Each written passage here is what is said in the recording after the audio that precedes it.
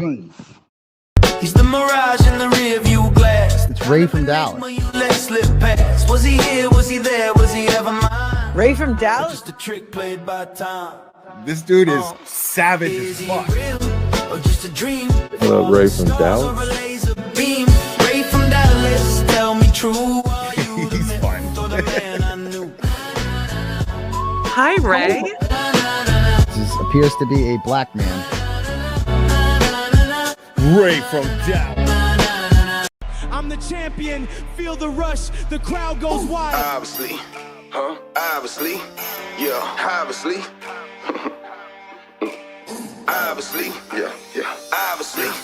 Tell them, obviously. I know these niggas don't want me to win, but I'm sorry, G. I know they thought I wouldn't come back and pose on them hoes, but nigga, it's time to eat. I got a vendetta. Any one of you niggas, I been better. Got them gritting they teeth without gritting at them. Took a second away from the table, it's time to feast. Heard they was mumbling, talking up under their breath. That nigga a hoe, he soft. That nigga lame. That nigga bitch, he puss. I stood on business, that's law. I had them running that boots and tucking they tail and scared to put me on a song. I had them cuffing they bitch and thinking I hit. Shit, boy, what you on? Couple years off, then I'm back in this motherfucker. Nigga, do somebody, then fuck your recognition. You don't like I'm spitting, nigga, better shoot somebody. The game and full of clowns, I don't believe you sucker. Niggas better leave me be okay. Niggas better watch their speech, okay. You better than me, no way, Jose. I could be cutthroat and I'm all out, but I let them get paid for a minute. Let them look gang for a minute, but really they hate cause I never look lame for an image. Never be fake, I'm a realist, I'm solid. I went out and got it, I promise I'm with it. Want me to switch up and get soft on so you can make it, I promise I get it. I know some secrets I never tell, but most of you rap niggas got bitch ways. Quick to tell on you get jammed. I'm your Huckleberry, 214 detonate. Yeah.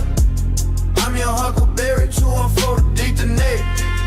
Boys on, still same. In every state. Fly the car at 39K, boy, wait. Crash lane 2. Crash lane 2.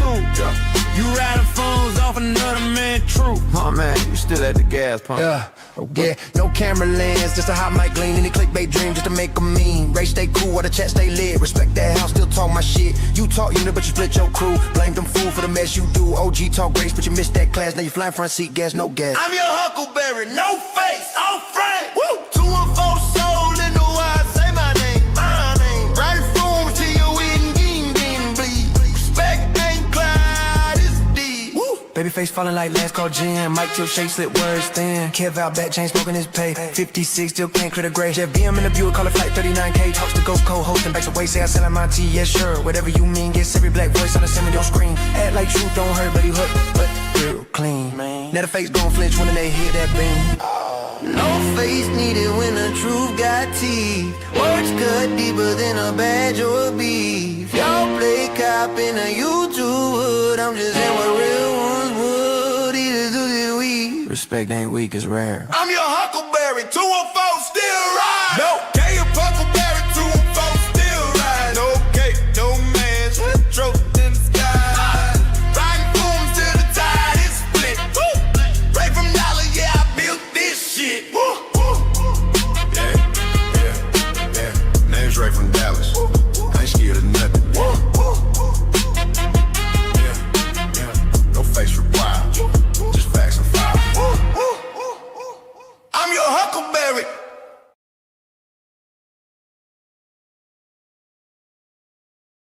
Man, shout out to everybody I heard from that 214 to across the states to across the pond. You and that rocking with RFD, aka Ray from Dallas. Salute. Man, salute everybody. I just know I love y'all to death.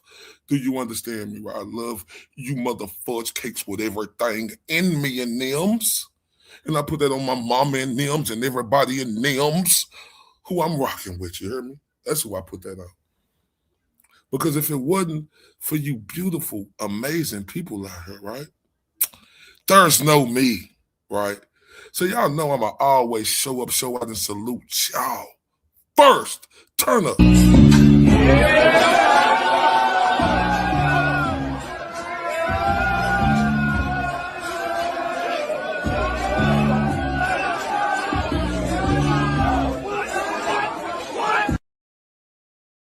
Man, y'all know that swag is amazing, right? Because y'all swag is amazing. I just want to say I love all y'all. I see all y'all. I want her to love y'all to death. Shout out to all my beautiful mods. I just want to let y'all know I appreciate y'all to death, right? And today, right? Today on this glorious day, right?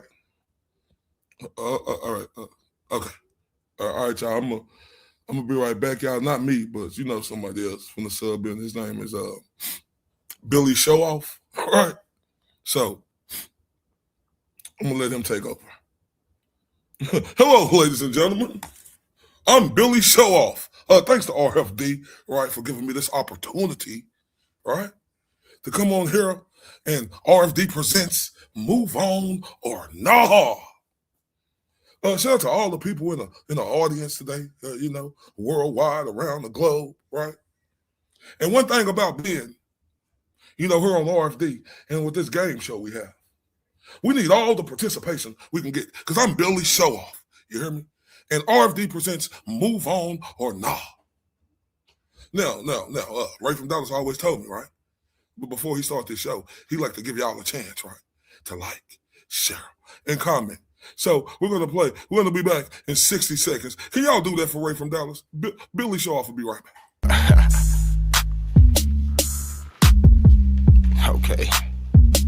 Tell 'em. Crib gang, lot of rolling niggas with me, do my time, never folding. If they get me, fuck the judge, tell them come on with the sentence. Y'all lunch chairs folding like they sitting on, fuck offended by the Gucci linen, nose and ass critic, better mind their business, keep the politicians. I ain't with the gimmicks, suckers go to prison, now they politicking. I don't need a shooter, bitch, I am a shooter. I got a gang of hoes and I'm steady recruiting them and they work for me. I'm an entrepreneur, I go overseas, grab a chain of misses, thick booty, small waist, perky titties, keep her feet done, keep her nails did in a man lane. So I'm steady hitting it, it's a never ending, and I'm never bending. Walk up on your doorstep, bang the cement, pop up in that low. Hit the switches like I'm straight from Cali, but I'm Oak Cliff and I got guns big enough to knock it.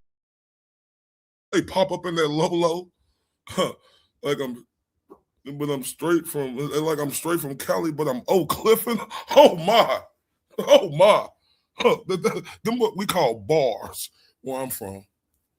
Right, I'm from Tyler, Texas. Right, Tyler, Texas. Right, and this is my opportunity, right, and my pleasure, right, and my moment that Ray from Dallas has gave me. And ladies and gentlemen, right, this is RFD presents Move On or Nah, the ultimate exclusive breakup game show. Are you ready? RFD presents Move On or Nah. Hold up. I said, are you ready? RFD presents Move On or Nah. Hold up. Oh my.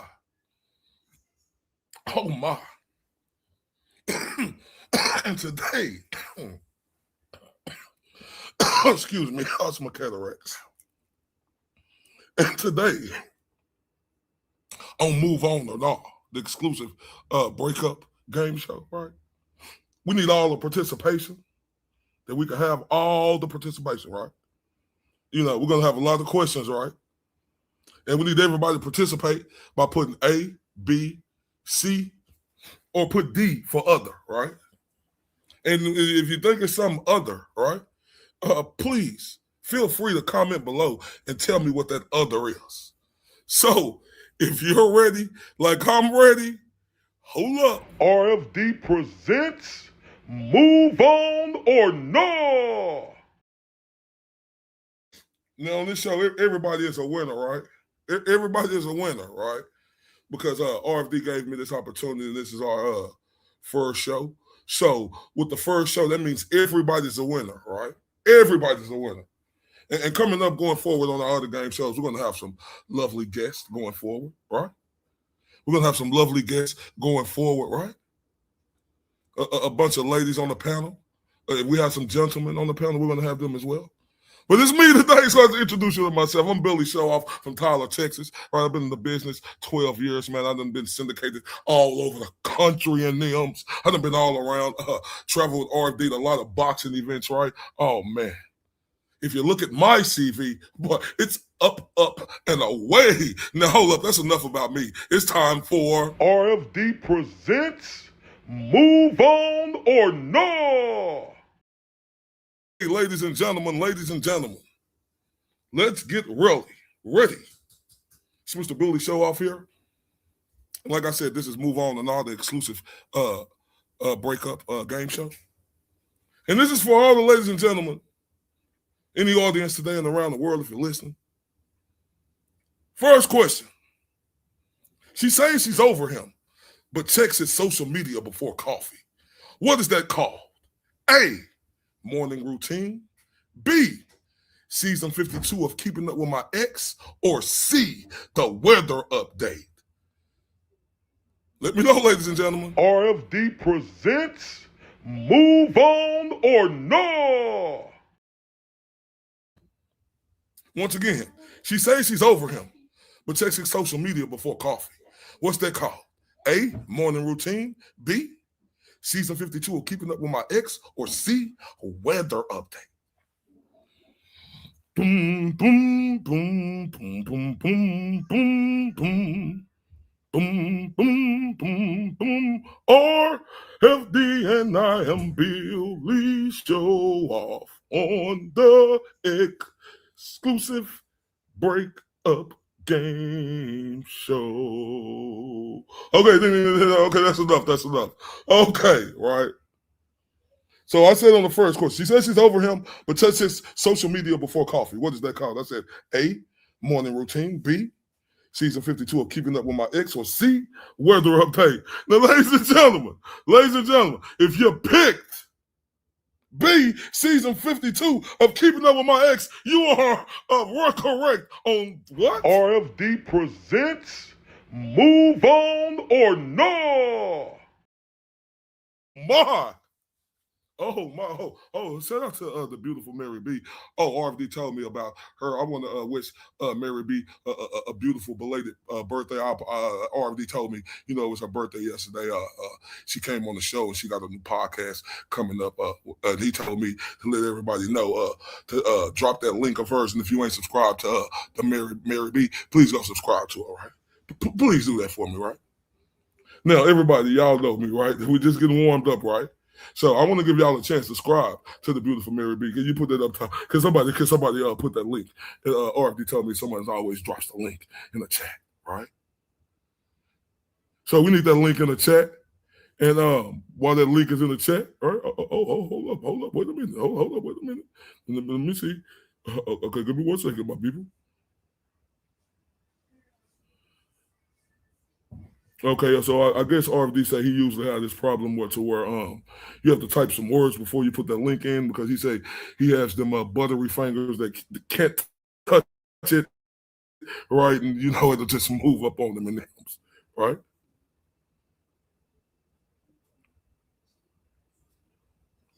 So please, can you type some words before that? Because we got them big fingers in the hands, big hands, all right? Because I'm telling y'all today, we're going to have a great show. We have a lot of questions now. Shout out to everybody that's in here. If y'all ain't hit that like button, hit that like button. If you ain't shared, please share, all right? And if you ain't subscribed, please subscribe, because today I am Billy Showoff, and this is RFD. What is it? RFD presents Move On or No. We're getting ready for the Move On or Not, right? I said the beautiful Mary B. She just dropped her channel, so I'm gonna give y'all a few seconds, all right? Please go sub to her real quick. It'll be a few seconds, about a minute. We'll be right back. Please go sub to her. I need everybody to do that. Oh, Mary B called it Huckle Fingers. Yeah, that's what it is, the big Huckle Fingers. Okay. Tell 'em. Crib gang, lot of rolling niggas with me, do my time, never folding. If they give me, fuck the judge, tell them come on with the sentence. Y'all lunch shells folding like they sitting on, fuck offended by the Gucci linen, nose and ass critic, better mind their business, keep the politicians. I ain't with the gimmicks, suckers go to prison, now they politicking. I don't need a shooter, bitch, I am a shooter. I got a gang of hoes and I'm steady recruiting them and they work for me. I'm an entrepreneur, I go overseas, grab a chain of misses, thick booty, small waist, perky titties, keep her feet done, keep her nails did in a man lane. So I'm steady hitting it, it's a never ending, and I'm never bending. Walk up on your doorstep, bang the semen, pop up in that low. Hit the switches like I'm straight from Cali, but I'm Oak Cliff, and I got guns big enough to knock your dough in and knock your dough off. I'm hotter than hot sauce, I've been in the field of dirt. He said, like, I'm straight from Cali, but I'm Oak Cliffin. Well, you know, I'm from Tyler, Texas, so that's like an hour, 2.5, 2 hours away from us. But I do know where Oak Cliff is, right? Yeah, I do know where Oak Cliff. He said, I'm straight from Cali, but I'm Oak Cliffin. Bars, right? Bars. I hope everybody went and subscribe to the beautiful Mary B, her new channel, which she is going to be amazing, right? Had a chance to check out that interview last night with RFD. That man's right there, and he's sensational. And he interviewed Mary B, and she's even more sensational. And he told me the word about her that she's going to be big. She's going to be huge. I mean, she's going to take over the internet. He said he mean that, and he stand on that. He said he always used that term. He's standing on 10 about that. Oh yeah, that's what he told me about Mary B. He's standing on 10. She's going to be the truth. So we're going to get back to the game show. All right, if you're just coming in, welcome to RFD Presents Move In or Not, the Ultimate Breakup Challenge. Let's get to our second question. RFD presents Move On or No. Ladies and gentlemen, we're on to our second question. I am Billy Show Off. Hello, y'all. The second question is, she blocked him, but knows what restaurant he ate at last night. Is it A, psychic powers, B, restaurant review app, or C, secret breakup stalking account, or D, others? Oh, hold up. Dum, dum, dum, dum, dum, dum, dum, dum. Hold up. He said she blocked him, but knows what restaurant he ate at last night. A, psychic powers, B, restaurant review app, or C, secret backup stalking account. Come on. Y'all know what we're playing, right? This is RFD presents Move On or No. Do do do do do do do do do do do do. I am Billy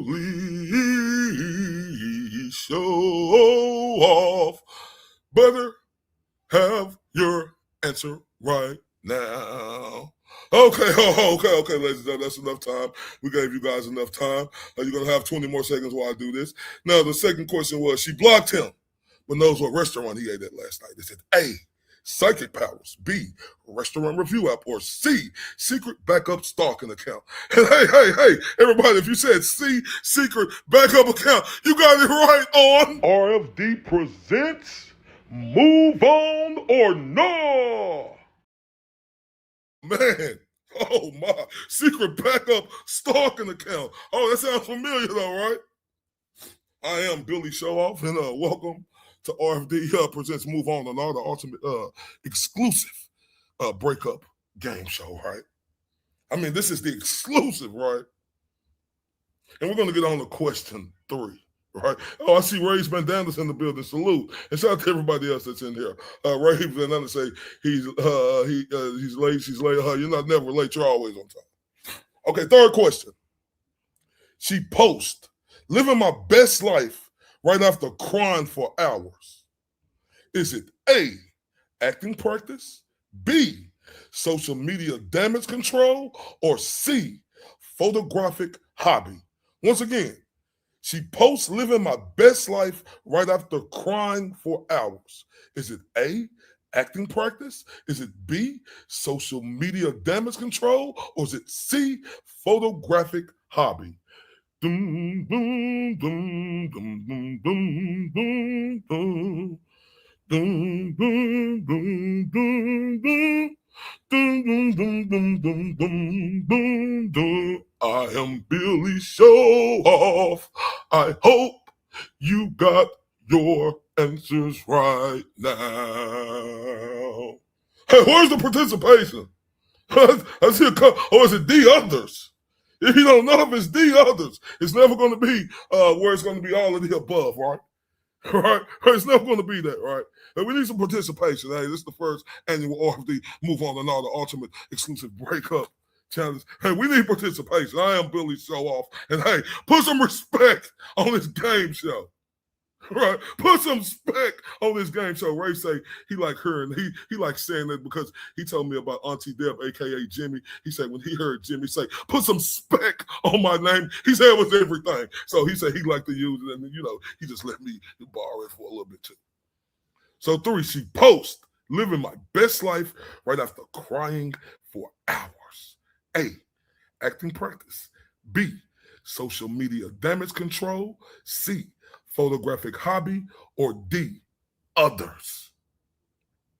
Doom, doom, doom, doom, doom, doom, doom, doom. Boom, boom, boom, boom. I am Billy Show Off, and you better have your answers right now. Okay, I see you crazy people not participating. See, I'm not nice like RFD. Y'all need to put some spec on Billy Show Off. Right, put some spec. I know RFD. He's nice. He say he love all, but I'm Billy Show Off. I'm not like that guy. We need some participation, right? And that's going forward. But the answer that she posts, living my best life right after crying for hours. Hey, if you chose B, social media damage control. Hey, you're right. On RFD presents Move On or No. Okay. Right? Okay, the next question. Right? Her friends heard a breakup story again. What episode is this? A, episode 8, B, episode 50, or C, episode 804, extended edition? Once again, her friends heard a breakup story again. What episode is this? A, episode 8, B, episode 50, or C, episode 804, extended edition, or D, others? You got 15 seconds. Doom, boom, boom, boom, boom, boom, boom, boom. Doom, doom, doom, doom. I am Billy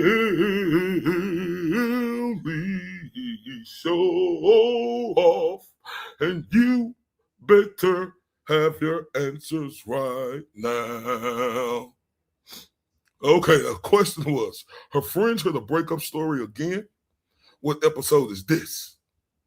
A, episode 8, B, episode 50, or C, episode 804, extended edition? And hey, if you pick C, episode 804, extended edition, you are right, ladies and gentlemen, on RFD presents Move On or No. Hold Up. Yeah, RFD told me like to say hold up, so just add it to my knocking. It's a copycat world we live in. I be copying off him a lot. All right. Okay, let's get to the next question. All right, let's get to the next question. I'm Billy Show Off if you're just tuning in. I am the host of RFD Presents Move On and All, the exclusive breakup game show. And the next question is, she drove past his house again by accident. Why? A, GPS error, B, scenic route, or C, looking for closure from the street? Once again, she drove past his house again by accident. Why? A, GPS error, B, scenic route, or C, looking for closure from the streets? And you know what we're on, right? RFD presents Move On or No. Do, do, do, do, do, do, do, do, do. And I am Billy Show Off, and you better have your answers right now. Okay, ladies and gentlemen, the question was, she drove past his house again by accident. Why? A, GPS error, B, scenic route, C, looking for closure, or D, others? Hey, ladies and gentlemen, if you pick C, looking for closure from the street, hey, you got it correct on RFD presents Move On or No. Oh my. Let's get to the next one. Oh, it's heating up in here. She says, I don't care anymore. Translation: A, she forgot. B, she's peaceful, or C, she definitely still cares, or D, others. Next question is, she says, I don't care anymore. Translation, A, she forgot, B, she's peaceful, or C, she definitely still cares. I'm about to get some game show music on Billy Show Off. I'm just let this play for 10 seconds. Get your ass I'm your Huckleberry, 214 detonate. Yeah. I'm your Huckleberry, 214 detonate. Boys on, still sane. In every state. Once that's what I'm gonna do right now, y'all. You know, yeah. So we're gonna do until we get us a little theme music. This is the first show, so give me a break. Give me a break. Break me off a piece of that Kit Kat bar. Yeah, give me a break. She says, I don't care anymore. Translation: A, she forgot. B, she's peaceful, or C, she definitely still cares. Now, if you pick C, she definitely still cares, you got it right on RFD presents Move On or No.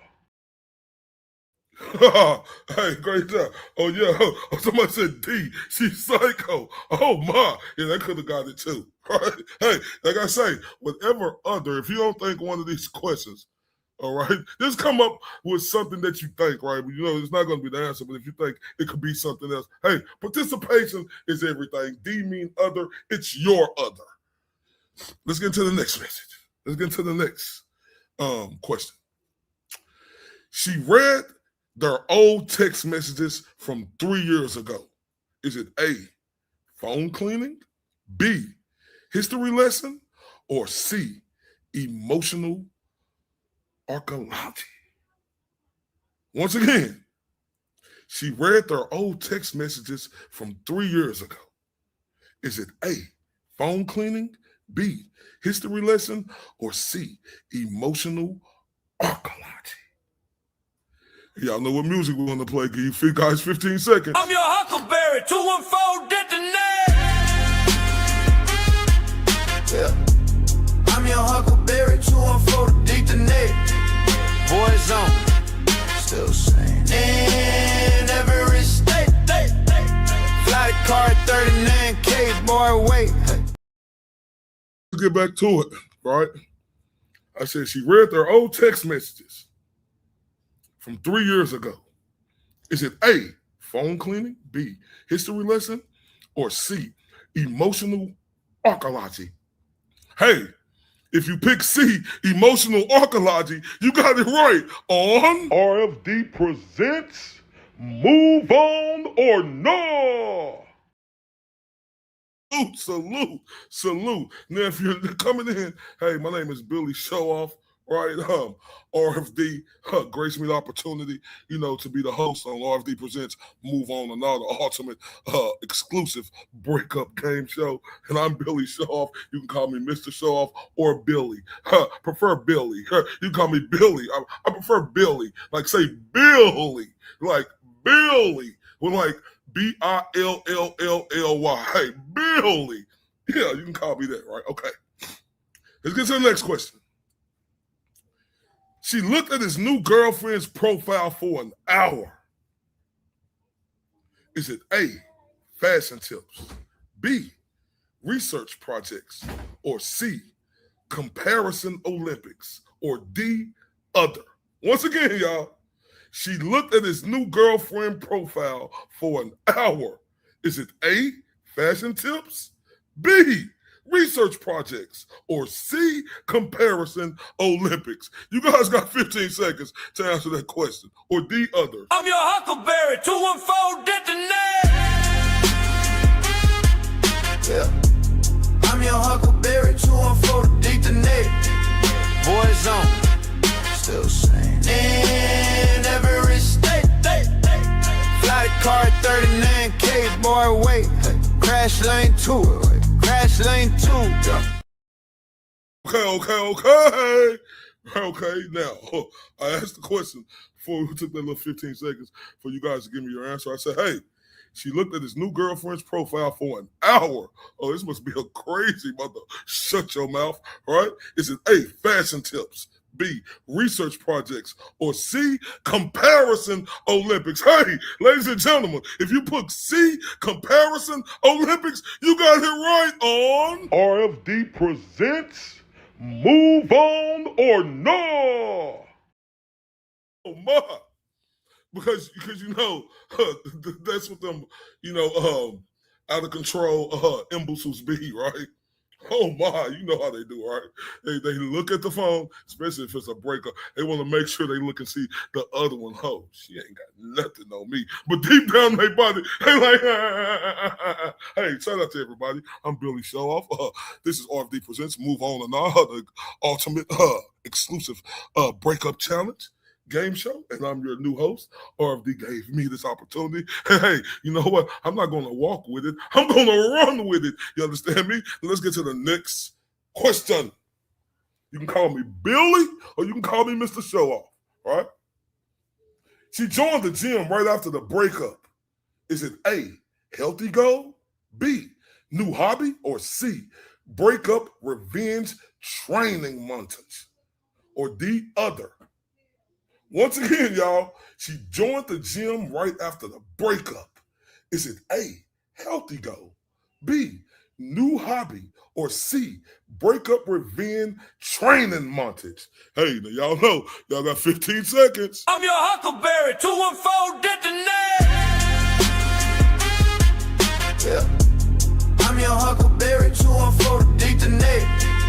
Boys on, still saying in every state. Fly the car at 39K, boy, wait.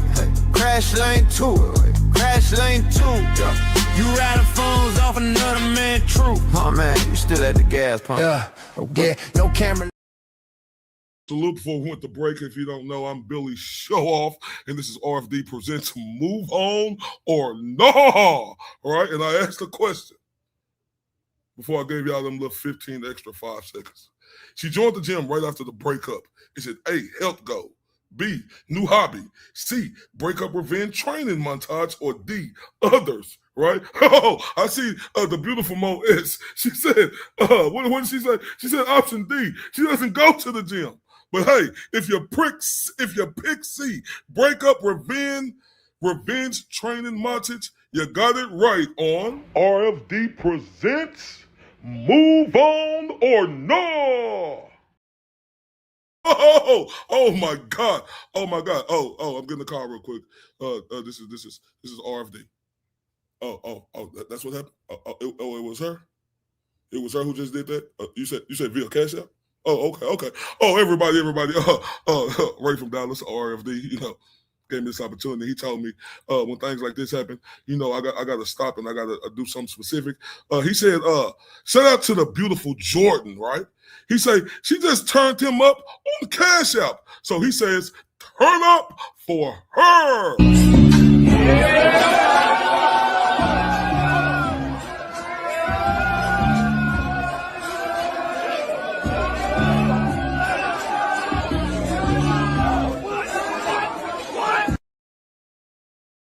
Oh my! Hold up. He said, again. He said, shout out to Jordan. He said, she the first one who turned him up. I'm trying to get hip like RFD. I know how he says it, but I say, turn up for her.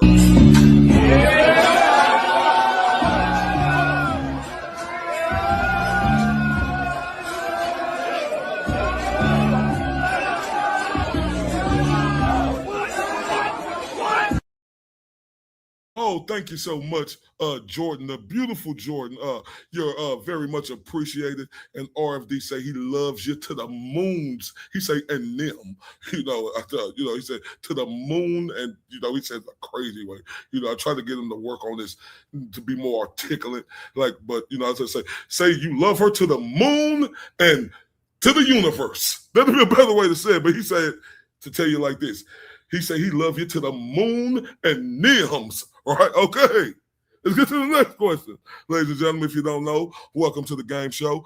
Shout out to RFD, a.k.a. Ray from Dallas. I am the new host of RFD Presents Move On or Nah, the ultimate exclusive breakup challenge. I'm your host, Billy Show Off. You can call me Billy, or you can call me Mr. Show Off, whatever your choice is. Because, hey, this game show is going to take over the world. Because if you don't like how it coming, looks how we coming. RFD presents Move On or No.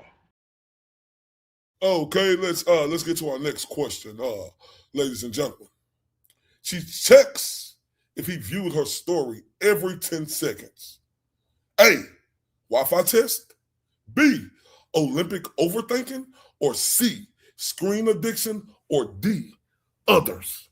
Okay, let me say that question again. Oh, it's going to be a tough one right here. So she checks if he viewed her story every 10 seconds. Is it A, Wi-Fi test, B, Olympic overthinking, or C, screen addiction? Hey, you gorgeous people out there, y'all have 15 seconds. Participate, please. I'm your Huckleberry, 214 detonate.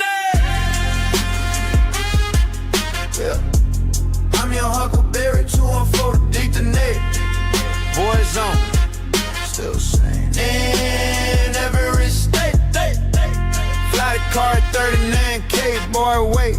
Crash lane 2, crash lane 2. You riding phones off another man, true. Oh man, you still at the gas pump. Yeah. Oh, thank you, ladies and gentlemen. So before we went to break, I said she checks if he viewed her story every 10 seconds. A, Wi-Fi test. B, Olympic overthinking. Or C, screen addiction. If you pick B, Olympic overthinking, you are correct on RFD presents Move On or No. Give yourself a big old hand clap. Not too hard. You know, the hands could be sensitive, right? Just give yourself a hand clap, right? Okay, let's get to it. Next question. She says the breakup was mutual. Hold up. I got a phone call, y'all. Yeah. Okay. Oh, okay. Yeah, okay. You said her name is Swamp Wolves? Oh, okay. Okay. Hold up. We got another one, y'all. We got the shout out to Swamp Wolves. She just turned RFD up. So turn up for her.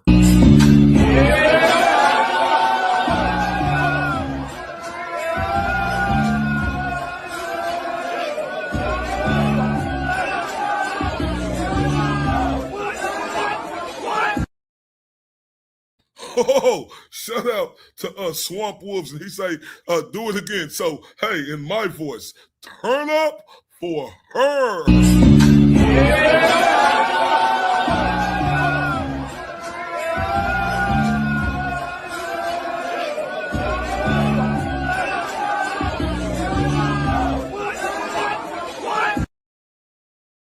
Oh, thank you so much. You gorgeous young lady, you, right? You gorgeous young lady. Thank you so much for helping RFD in this channel. And if he told me to let you know if anybody else want to help the channel, the Cash App's on the top. And he said y'all know how to do everything else, right? So let's get to the next question. Her new favorite hobby is yoga. A, yoga. B, journaling. C, monitoring her ex Venmo transactions for suspicious emojis. Or D, others. Hey, once again, ladies and gentlemen, I'm Billy Show Off. Her new favorite hobby is A, yoga. B, journaling. C, monitoring her ex Venmo transactions for suspicious emojis. Or D, other. You have 15 seconds. I'm your Huckleberry, 214 detonate. Yeah. I'm your Huckleberry, 214 detonate. Boys on, still same. In every state. Fly the car 39K, boy, wait. Crash lane 2, crash lane 2. You riding phones off another man, true. Oh man, you still at the gas pump. Yeah. Thanks, everybody. This is Billy Show Off, and before we went to break, we said her new favorite hobby is A, yoga, B, journaling, C, monitoring her ex Venmo transactions for suspicious emojis, or D, others. Hey, if you pressed C, monitoring her ex Venmo's transactions for suspicious emojis, you got it right on RFD presents Move On or No. Oh my, shout out to everybody. Oh, I see the gorgeous Mary B. She say, if I may say, Billy. Oh, she called me Billy. It's Billy. The gorgeous Mary B. I have 4 L's. You're giving her way too much credit for me. Oh my. Oh, okay. I'm giving her too much credit. Oh my.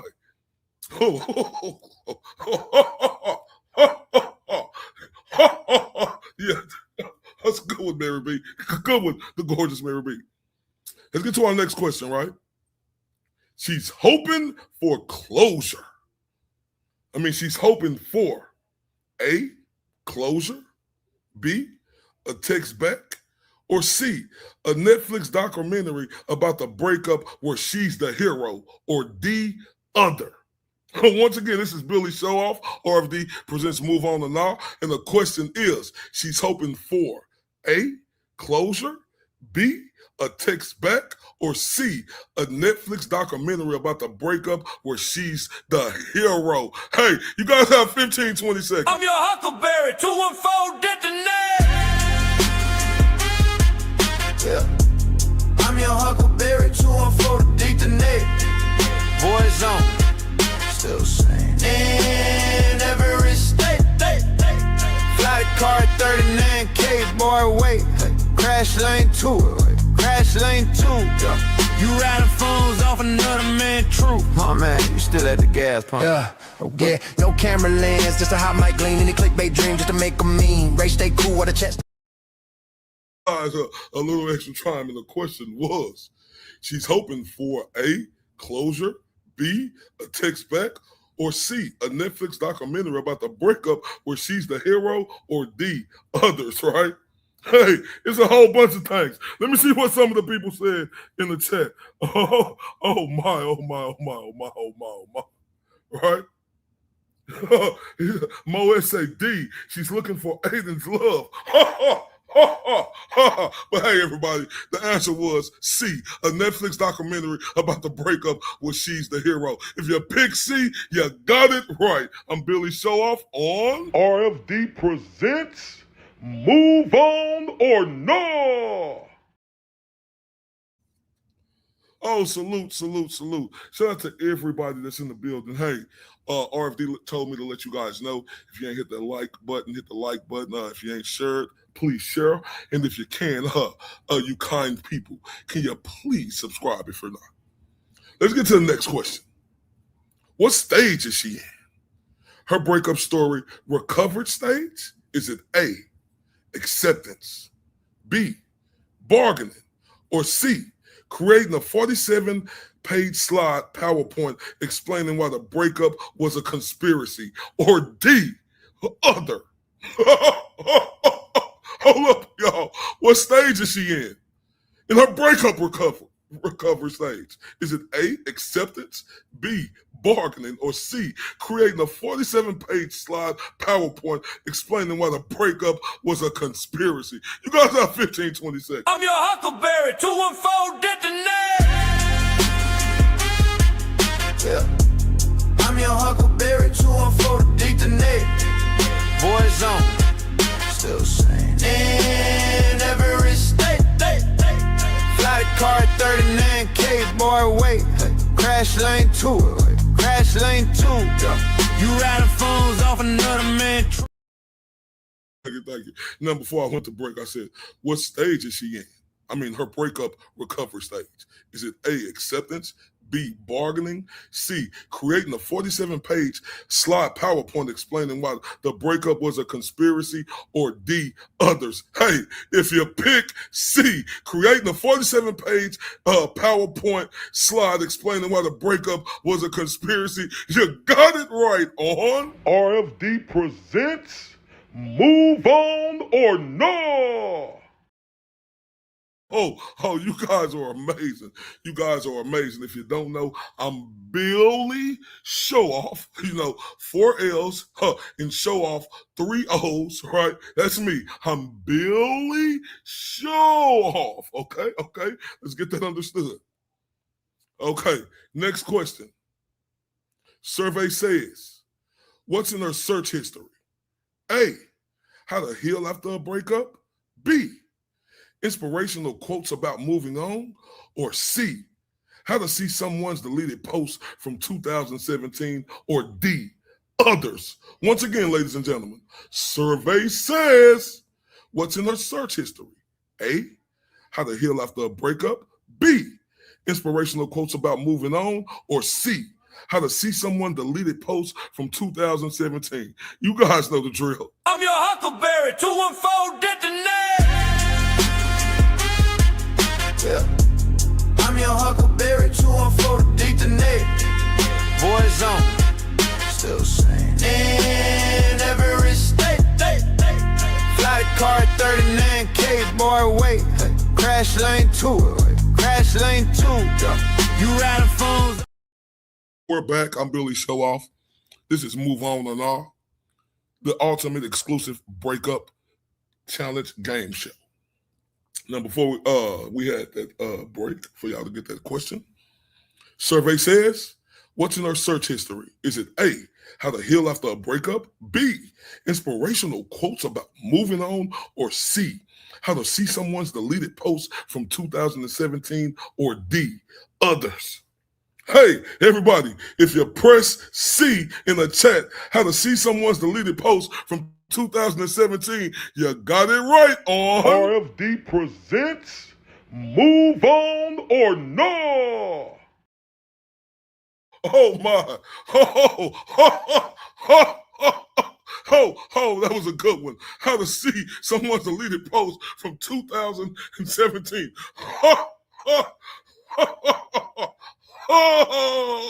That was a good one. Okay, you guys, let's keep going.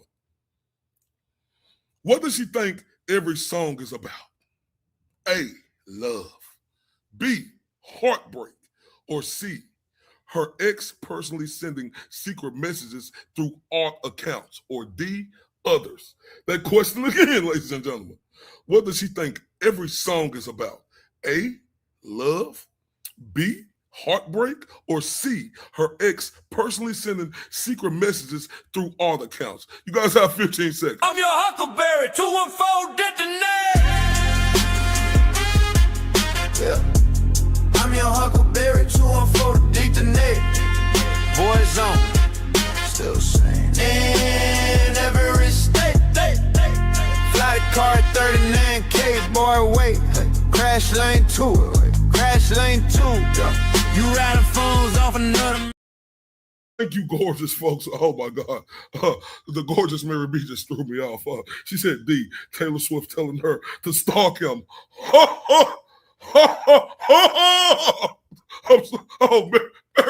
Mary B. Oh my.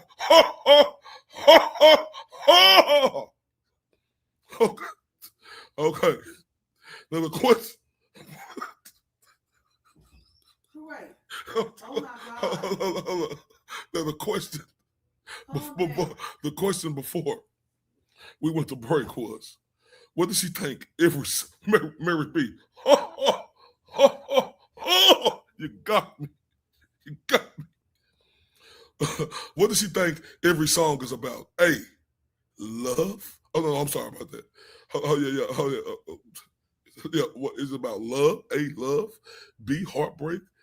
Or C, her ex personally sending secret messages through her art account. Or D, moving on. Hey, if you press C, her ex personally sending secret messages through her art account, you got it right. Because when I say crazy is crazy, you know how it come on. RFD presents Move On or No? Oh my God. Hey, you gorgeous people have been amazing, right? Oh my God, and we're just getting started. We have more. Like I said, shout out to RFD, Ray from Dallas. My name is Billy Show Off. You can call me Billy, or you can call me Mr. Show Off. Whichever way you like it. Hey, I accept all, but hey, personally, I like Billy. All right, let's get back to the next question. What's the real reason she can't move on? Is it A, she needs closure? Is it B, she's nostalgic? Or is it C, she built her entire personality around her ex? Or is it D, others? Once again, y'all, what is the real reason she can't move on? Is it A, she needs closure? Is it B, she's nostalgic? Or is it C, she built her entire personality around her ex? Or is it D, others? 15 seconds. I'm your Huckleberry, 214 detonate. Yeah. I'm your Huckleberry, 214 detonate. Boys on, still saying in every state. Fly the car at 39K, boy, wait. Crash lane 2, crash. God, thank you guys very much. Oh, we have another one. We have Tully's full diaper. They said D, she has an attachment disorder and codependency. Oh my God. You guys gotta stop. Okay. Oh my God. Stop it. Okay. What's the real reason she can't move on? A, she needs closure. B, she's nostalgic. Or C, she built her entire personality around her ex. Or D, it's closure. Hey, if you pick C, she built her entire personality around her ex, you got it right on RFD presents Move On or No. Oh my God, you guys are amazing. Oh, I see Charlie's come in. Catherine. I see a lot of beautiful people in there. Jordan. Oh man, salute to all of you. How RFD, he told me about a lot of you guys on here. All of you guys on here, you know, I see you guys. I have a written note. He told me he written down for me all the people who he see right in the know. And when I see you, say hi to you. Hello. And if you don't know, I'm Billy Show Off. Billy with 4 L's and Show Off with 4 O's in it. You understand me? And it's been my honor and pleasure, to be awarded the opportunity on RFD Presents Move On or Nah, the ultimate exclusive breakup game show. And hey, I appreciate you gorgeous folks. Let's get to the next question. What's the let me see. What's something she can dish out but absolutely cannot take? Is it A, criticism? B, sarcasm? C, the tiniest jokes about herself? Or D, other? Once again, what's something she could dish out but absolutely cannot take? Is it A, criticism? B, sarcasm? C, the tiniest jokes about herself? Or D, others? 15 seconds, people. I'm your Huckleberry, 214 detonate. Yeah. I'm your Huckleberry, 214 detonate. Boys on, still saying in every state. Fly the car at 39K, boy, wait. Crash lane 2, crash lane 2. Oh my God, I didn't think that you guys were going to catch on, right? But I see a lot of people in the chat, they caught on, right? Tried to throw a trick question at you guys, but you guys are smarter than what I thought. Now, I said, what's something she cannot dish out? She can dish out, but absolutely cannot take. A, criticism. B, sarcasm. C, the tiniest jokes about herself. Or D, others. Hey, you guys got it right. If you said all of the above, I tried to trick you, and you got it right on RFD presents Move On or No. Oh my God. Oh, I can't get anything past you guys, huh? Okay, I'm Billy Show Off, and I have to step my game up.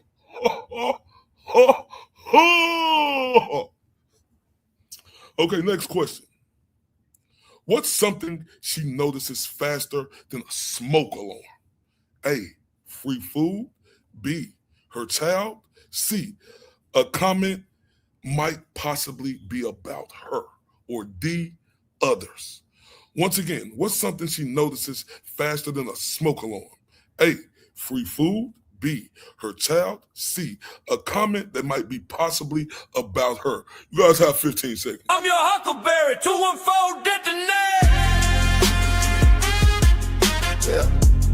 I'm your Huckleberry, 214 detonate. Boys on, still saying in every state. Fly the car 39K, boy, wait. Crash lane 2, crash lane 2. You riding phones off another man, true. Oh man, you still at the gas pump.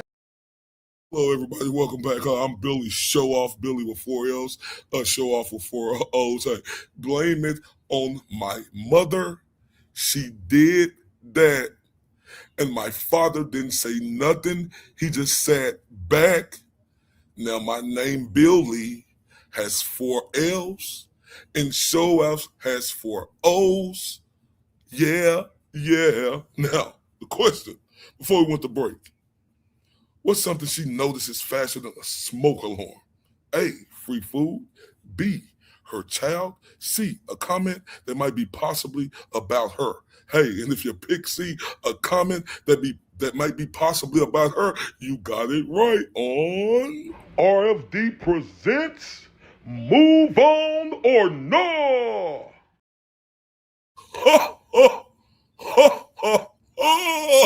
Oh, shout out to all you people, right?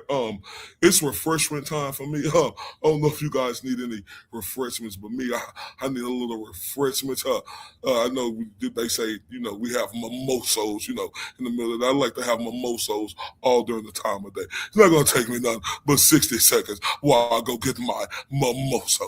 Be right back. Okay. Tell 'em. Crib gang, lot of rolling niggas with me, do my time, never folding. If they get me, fuck the judge, tell them come on with the sentence. Y'all lunch chairs folding like they sitting on, fuck offended by the Gucci linen, nose and ass critic, better mind their business, keep the politicians. I ain't with the gimmick, suckers go to prison, now they politicking. I don't need a shooter, bitch, I am a shooter. I got a gang of hoes and I'm steady recruiting them and they work for me. I'm an entrepreneur, I go overseas, grab a chain of misses, thick booty, small waist, perky titties, keep her feet done, keep her nails did in a man lane. So I'm steady hitting it, it's a never ending, and I'm never bending, walk up on your doorstep, bang the cement, pop up in that low. Hit the switches like I'm straight from Cali, but I'm Oak Cliff, and I got guns big enough to knock your dough in and knock your dough off. I'm hotter than hot sauce, I've been in the field, I done time in the cell block, I'm done with. Oh, shout out to everybody when I got my mimosa, put like 4 ice cubes in it. Oh, and I'm ready to go. Ready to go. Hope you guys got your refreshments. I got mine, all right? Let's get back to it. If you don't know, I'm Billy Show Off, 4 L's and 4 O's, right? But you can call me Billy or you can call me Mr. Show Off. Hey, because that's how we do it around here in my part of the town, right? Now, let's get back to these questions. What's her favorite hobby, ladies and gentlemen? Is it A, hacking, B, trolling X, or C, criticizing people while pretending she's just being honest, or D, others? Once again, what's her favorite hobby? A, hacking, B, trolling X, or C, criticizing people while she's pretending she's just being honest? 15 seconds, ladies and gentlemen. I'm your Huckleberry, 214 detonate. Yeah. I'm your Huckleberry, 214 detonate. Boys on, still saying in every state. Fly the car 39K, boy, wait. Crash lane 2, crash lane 2. You riding phones off another man, true. Oh man, you still at the gas pump. Yeah, no camera lens, just a hot mic gleam, any clickbait dream just to make them.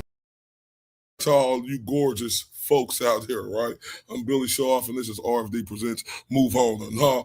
And before we went to break, I asked you guys, what's your favorite hobby? A, hacking. B, trolling X. C, criticizing people while she's just being honest. And hey, if you picked, and I said D, others, right? And if you picked all of the above, hey, you got it right on RFD presents Move On or No. Oh my God. Oh my God. Oh my God. Oh my God. I'm getting a call, y'all. Yeah. Oh, okay. Okay. Yeah. RFD, aka Ray from Dallas, he just hit me up on, on the secular, right? He hit me up on the secular. We say secular around here. He hit me up on the secular, right? And he told me, shout out. He said the beautiful Moes, but I have to be more articulate than Ray from Dallas, because that guy right there, he's so aggressive, and his language is just, oh my, right? So he said, shout out to the gorgeous Mo. He said, Esquire. He told me not to say Mo _S. He said, the gorgeous Mo Esquire for them 5 memberships. Now, all of you people, you know how I said, turn up.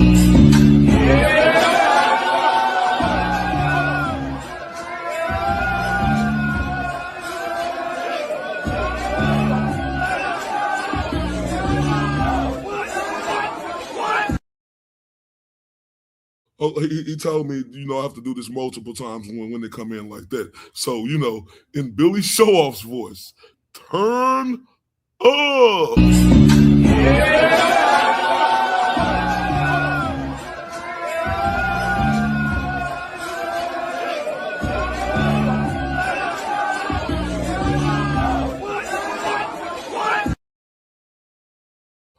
He told me, he just hit me on my cellular again, and he told me, the gorgeous Mo Esquire. He said, get up with him in 3, 2, 1, and turn up.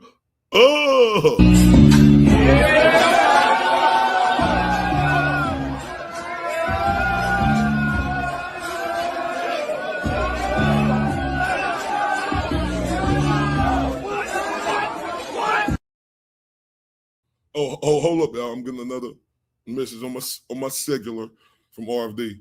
He told me to ask Mo Esquire, did you turn up with him?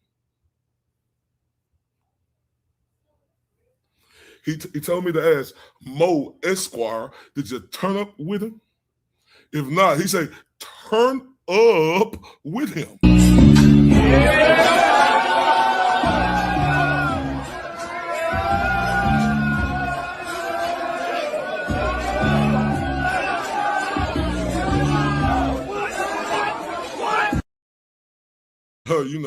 That's his turn up. You know me, I'm in the thunder rolls and the lightning strikes.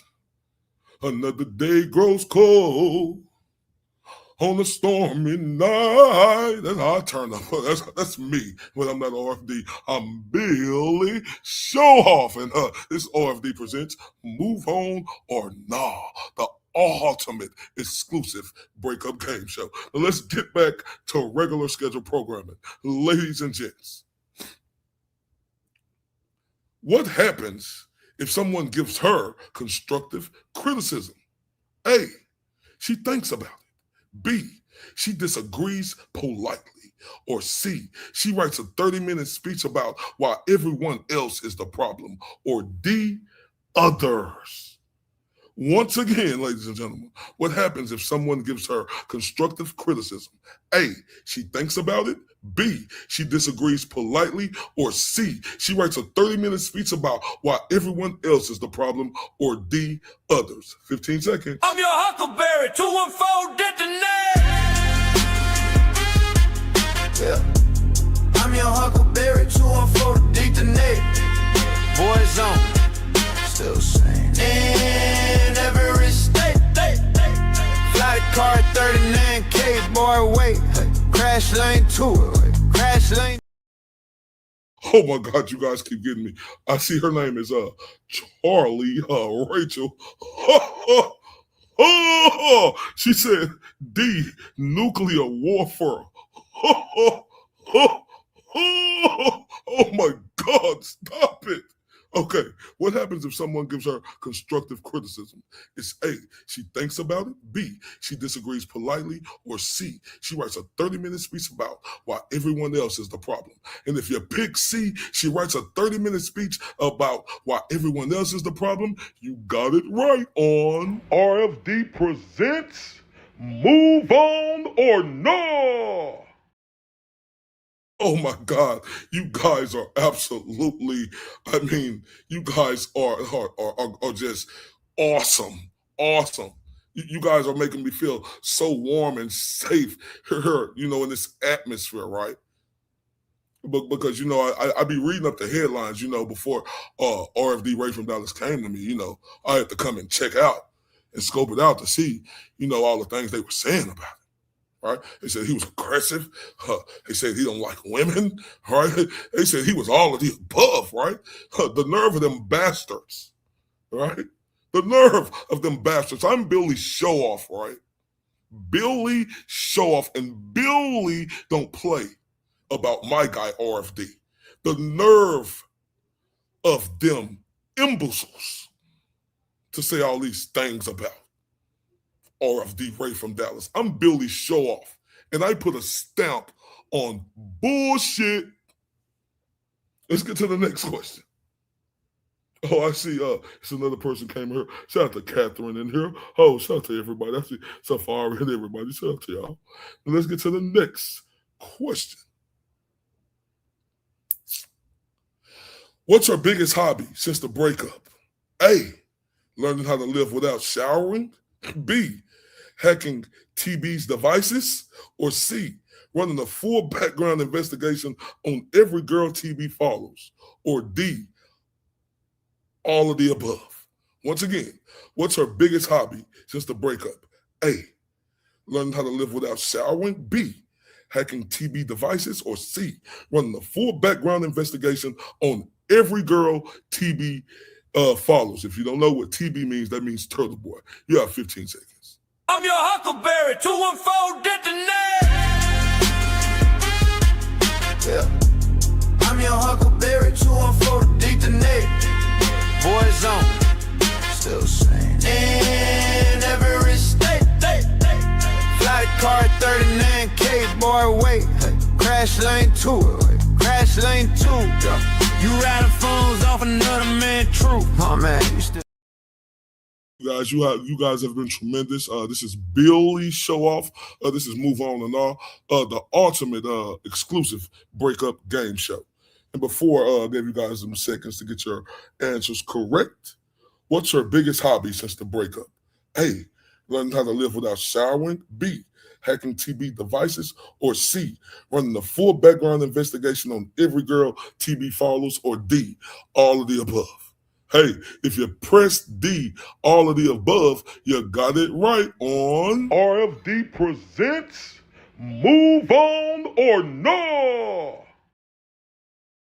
Oh my, you guys are absolutely wonderful. This has been tremendous. And we have a bunch of more questions to go. And we're gonna mix it up a little bit, right? Because we know how what's the word that RFD used? He says scorned. He says scorn. He says scorned. I'm trying to say it in his voice. He says scorned. Right? I say scorned. Grammar's much better than RFD, Let's get to the next question. She suddenly hates his favorite restaurant. Is it A, food allergy? B, menu changed? C, too many breakup memories? Or D, all of the above? Once again, she suddenly hates his favorite restaurant. Is it A, food allergy? B, menu changed? Or C, too many breakup memories? Or D, all of the above? 15 seconds. I'm your Huckleberry, 214 detonate. Yeah. I'm your Huckleberry, 214 detonate. Boys on, still saying in every state. Fly the car at 39K, boy, wait. Crash lane 2, crash lane. Okay, before we went to break, she suddenly hates his favorite restaurant. Is it A, food allergy? B, menu changed, or C, too many breakup memories? Or is it D, all of the above? If you pressed C, too many breakup memories, you got it right. Once again on RFD presents Move On or No. Oh, what'd you just say? Oh, 1 second, y'all. I'm getting another click on my cellular. Okay. Oh, okay. Oh my God. He just informed me of the news that just went on in the chat. He says he said he called her Mo _ S. Is that what you said? Or everything? Yeah. He said that it's been a game changer. He said she is now _S. He told me turn up for her.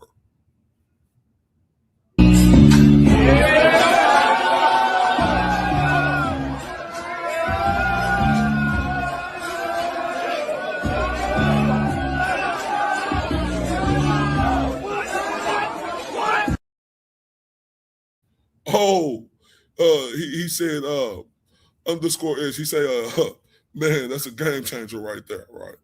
Let's get back into these questions. And hello there, everybody. I'm Billy Showoff. I'm the new host of RFD Presents Move On or No, the ultimate exclusive breakup game show. I'd like to thank everyone for being here tonight. Next question. She hears his favorite song. All right. Once again, y'all, let me say this again. She hears his favorite song and stares out the window dramatically.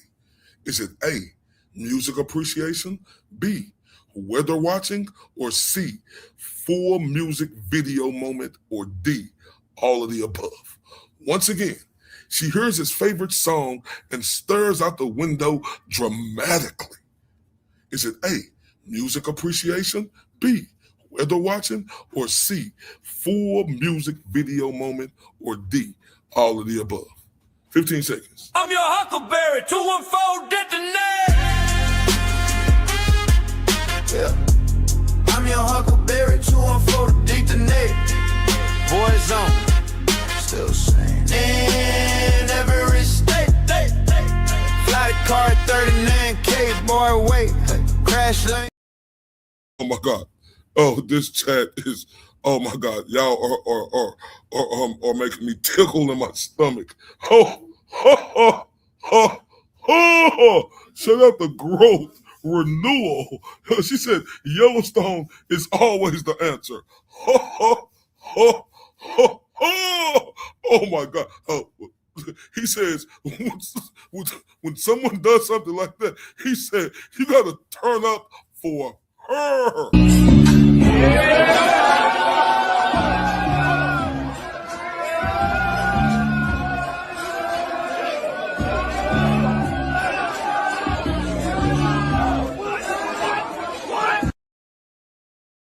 Oh my growth. Hold up. And then you hear the gorgeous Mary B. She say, see, imaginary Eros tour. Oh, you guys have to stop. Okay, let me answer the question again. She hears his favorite song and stares out the window dramatically. Is it A, music appreciation, B, weather watching, or C, full music video moment, or D, all of the above? All right, it's C. If you press C, full music video moment, you got it right on RFD presents Move On or No.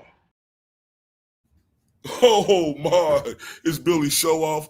I'm the new host, trying to take over the show. Don't tell RFD, I'm trying to be a turncoat like the rest of them guys was, right? I'm going to be a turncoat, I'm going to snake him or rattlesnake him. Don't tell him I told you. And when he come back on here, if you guys want Billy Showoff, because hey, I am the guy you need, right? I'm not aggressive. I don't hate women.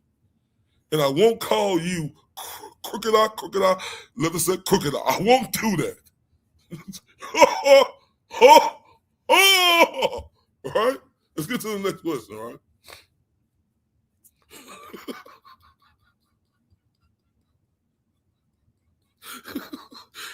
She says karma will handle him. What does that mean? A, philosophy. B, astrology, or C, still a little salty, or D, all of the above? Once again, she says karma will handle him. What does that mean? A, philosophy, B, astrology, or C, still a little salty? 15 seconds. I'm your Huckleberry, 214 detonate. Yeah. I'm your Huckleberry, 214 detonate. Boys on, still same. In every state. Flight car 39K, boy, wait. Crash lane 2. Crash lane 2. You riding phones off another man, true. Oh man, you still at the gas pump. Yeah, okay. No camera lens, just a hot. Oh, you people have been tremendous. I'm Billy Show Off, 4 L's, 4 O's. Hey, my mother did that. Don't blame it on me, blame it on her. Right? Now, before we went to break, right, I asked you guys, she says karma will handle him. What does that mean? A, philosophy, B, astrology, or C, still a little salty, or D, all of the above? Hey, if you press C, still a little salty, you got it right on RFD presents Move On or No. The gorgeous Mary B is killing me. Hold up. She said D, another Taylor Swift song. I'm choking.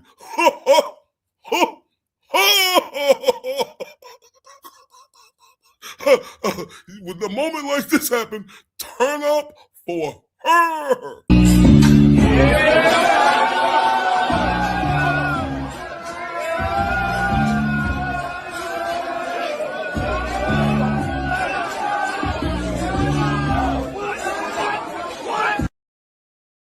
Oh, I see new people coming in the chat.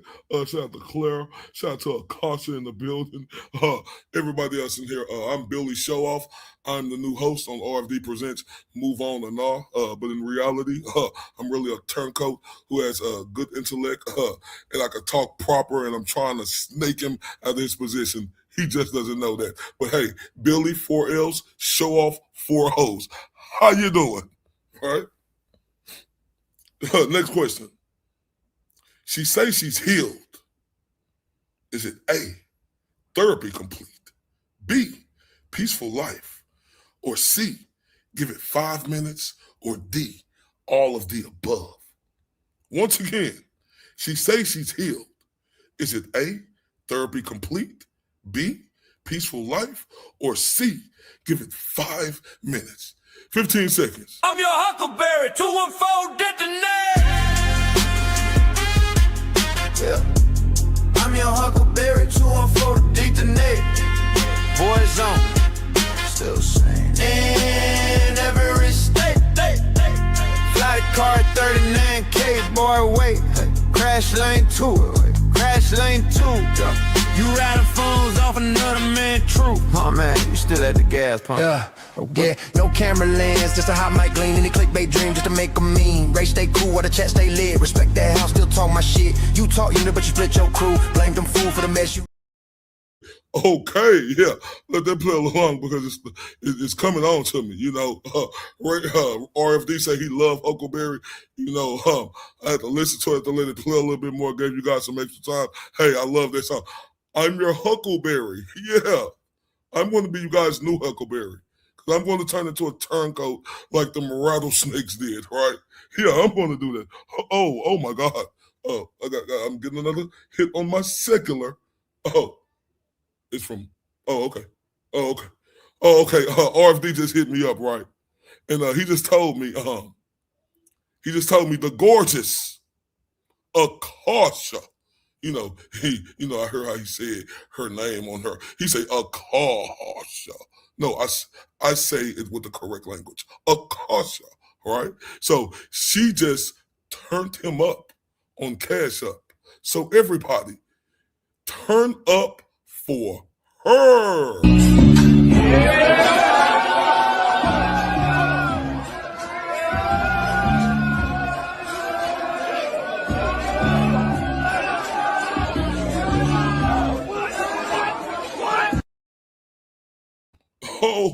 He said, "Oh, thank you, Akasha, the gorgeous Akasha." He said she turned him up, right? She turned him up, and she on the second. What'd you say, RFD? Oh, okay. She said, and it's just for nothing. He said, turn her up again. So everybody, can you put some hearts up and turn up for her?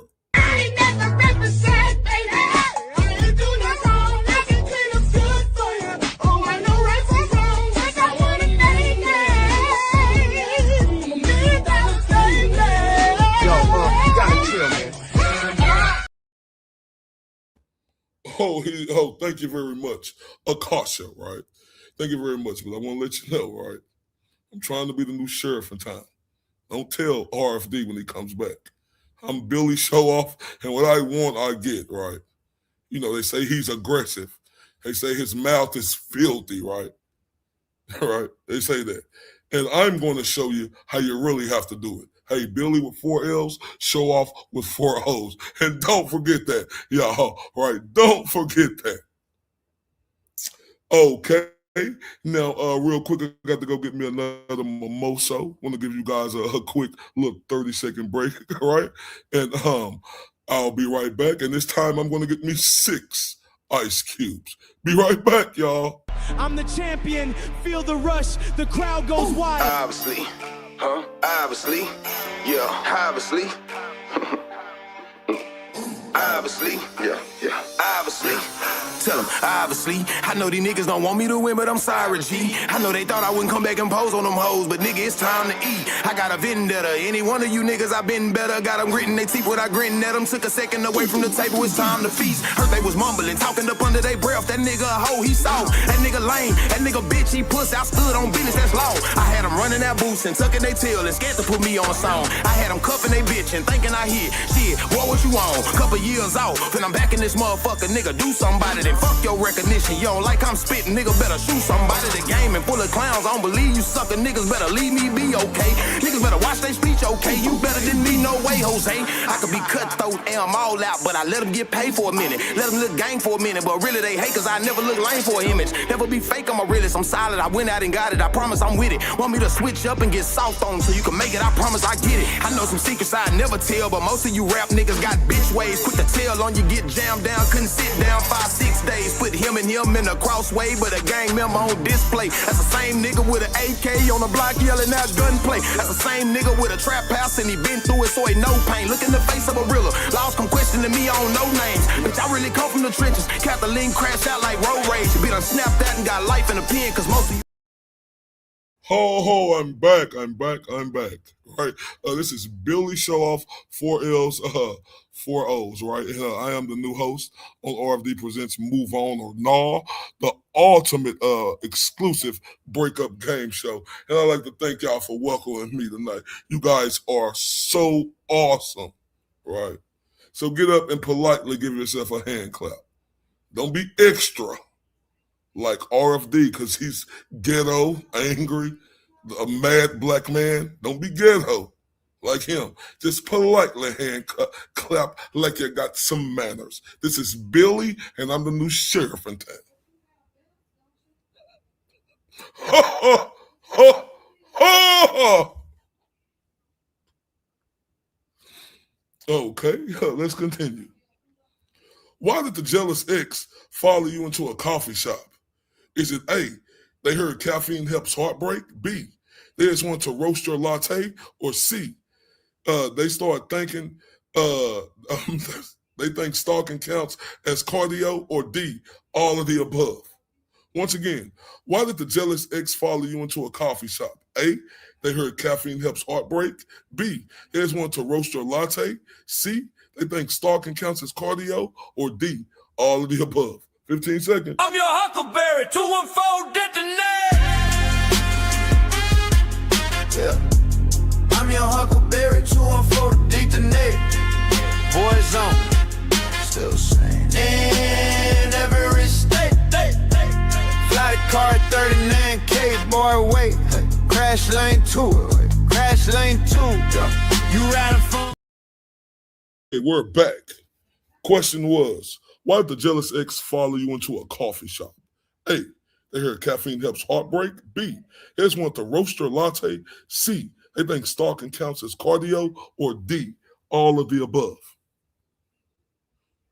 Now, if you hug, wonderful people pick D, all of the above, you got it right. Because apparently stalking burns 0 calories, but plenty of dignity. On RFD presents Move On or No.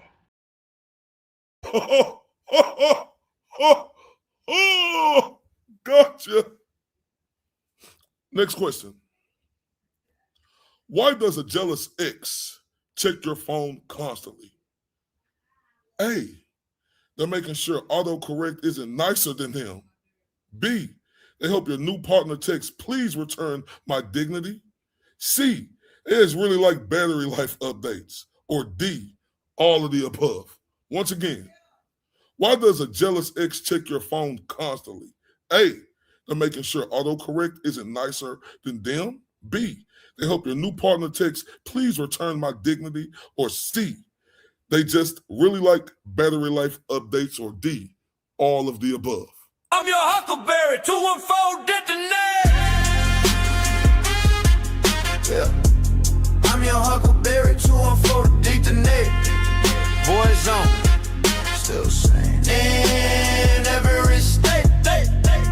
Flight car 39K, boy, wait. Crash lane 2. Back, this is Billy Show Off, 4 L's, 4 O's. This is Move On or Nah. Oh, I see someone else. He wrote down on her. He told me to shout out to the gorgeous Ocean. Oh, he told me about the back and forth y'all had through the Corey Richens trial. He says Ocean, and it was someone else. I think it was Lily. He said, "You guys think Corey Richens is guilty." Well, I'm gonna have to stand with RFD with that one. Corey Richens is not guilty. Too much reasonable doubt. But he said he loved you to death, Ocean, and he said, "Turn up for her." Yeah.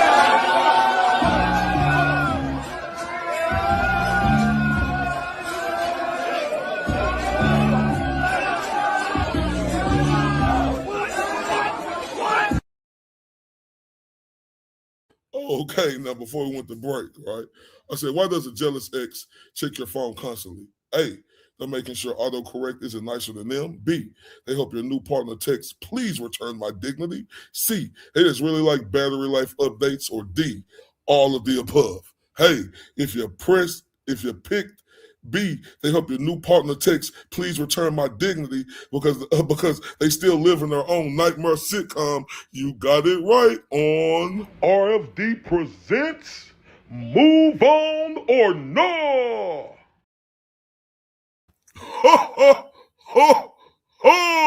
Did you hear that? Because they live in their own nightmare sitcom. Oh, okay, hold up. I see another one. It's jotted down. Oh, okay. He gave me special directions on this one right here. Because, I'm smart. I'm smarter than that guy, right? Y'all know that, right? Y'all know I'm smarter than that guy, right? But hey, right, because I heard this guy, right? He told me about this female named Helen Keller. And first off, he said he loved her to death. And he said, turn up for her. Yeah.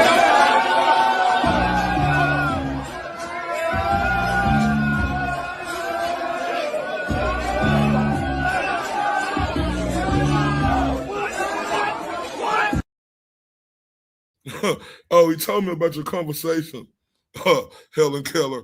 I'm like, what a idiot. I heard y'all call him Mr. Blunder. No, y'all need to start calling him Mr. Operator Error, right? Because how the hell did that goofy idiot, who I'm going to take his whole show from him because I'm the biggest turncoat, right? Didn't know who Helen Keller was. Didn't know she learned everything with Braille, right? How he didn't know that? Helen Keller, I apologize, right? Once again, everybody, I have to give a special shout out to this one right here, because that idiot RFD didn't know who she was. So once again, turn up for her, meaning Helen Keller.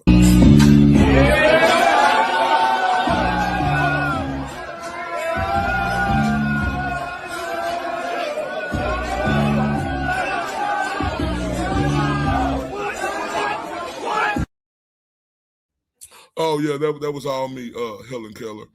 RFD had nothing to do with that, right? This is the takeover. I'm Billy Show Off, right? Billy, 4 L's, Show Off, 4 O's, right? I am the new host and soon to be taking over this platform, right? It's RFD. I'm the new host right now, RFD. Move on or not, right? And you know, this was an executive decision by me to make you that because you deserve it because that guy's a blatant idiot. So guess what? Me, Billy Sharp, that's why I need you to root for me and help me because we're going to take this guy away because how the hell that idiot didn't know who Helen Keller was? Hold up. I see the gorgeous. Hold up. The gorgeous. Mary B. The gorgeous Mary B. I see. She said a non-aggressive black man, so refreshing. She said Billy. Hey, the gorgeous Mary B. You got that right because guess what? I'm a non-aggressive black man, and I am so refreshing. And my name is Billy. Now everybody, she's showing love. So turn up for her.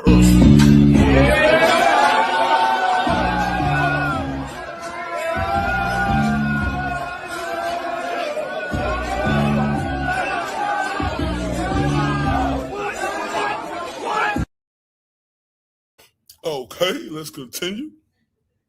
Let me see how smart you guys are. All right. Let me see. Question. What's a jealous ex life motto?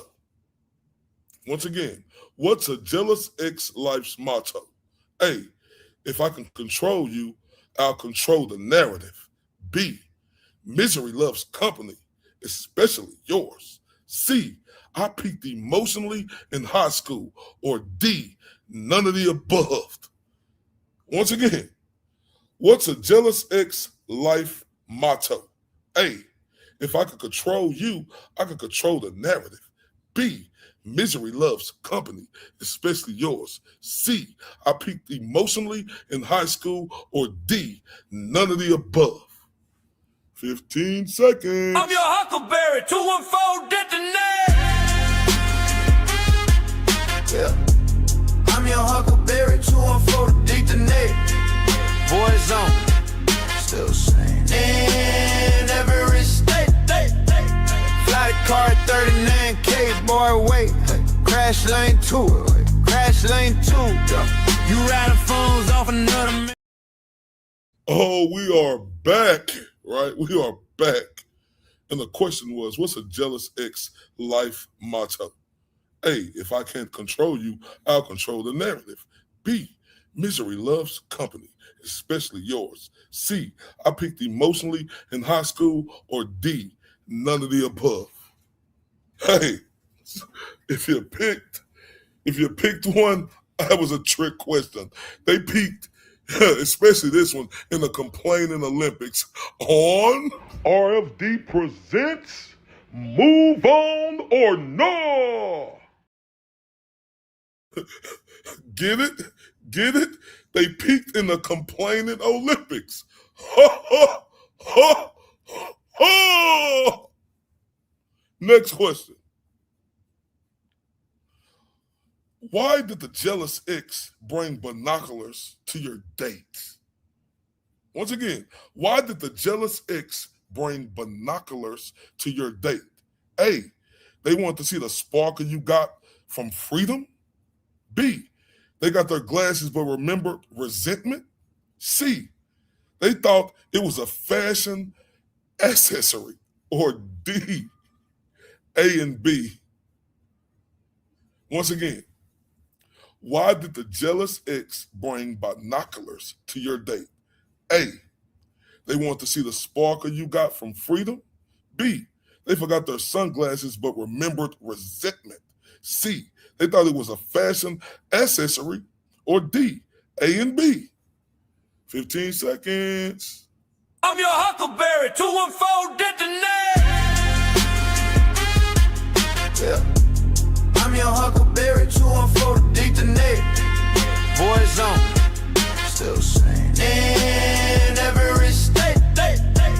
Fly the car at 39K, boy, wait. Crash lane 2, crash lane 2. You riding for. I'm Billy Show Off. This is Move On or Nah, the ultimate exclusive breakup game show. I asked you guys, why did the jealous ex bring binoculars to your date? A, they want to see the sparkle you got from freedom. B, they forgot their glasses but remembered resentment.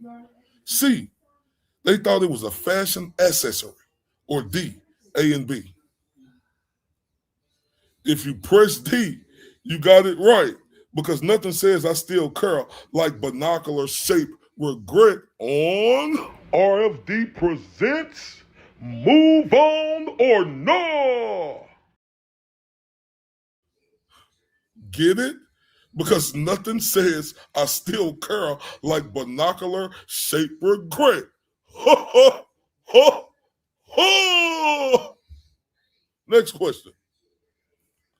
Why does a jealous ex text you random, passive-aggressive messages? A, they're secretly auditioning for a soap opera. B, they can't handle punctuation in real life. C, they love confusing autocorrect more than you. Or D, all of the above. Once again, why does a jealous ex text you random, passive-aggressive messages? A, they secretly auditioning for a soap opera. B, they can't handle punctuation in real life. C, they love confusing autocorrect more than you. Or D, all of the above. 15 seconds. I'm your Huckleberry, 214 detonate. Yeah. I'm your Huckleberry, 214 detonate. Boys on, still saying in every state. Fly the car at 39K, boy, wait. Crash lane 2, crash lane 2. You riding phones off another man, true. Oh man, you still at the gas pump. Yeah, okay, no camera. I'm Billy Show Off. This is RFD Presents Move On or Nah. The question was, why does a jealous ex text you random passive-aggressive messages? A, they're secretly auditioning for a soap opera. B, they can't handle punctuation in real life. C, they love confusing autocorrect more than yours. Or D, all of the above. If you press A, you got it right. They're secretly auditioning for a soap opera. A, drama equals moving on. Get it? Ha ha ha ha! On RFD presents Move On or Nah.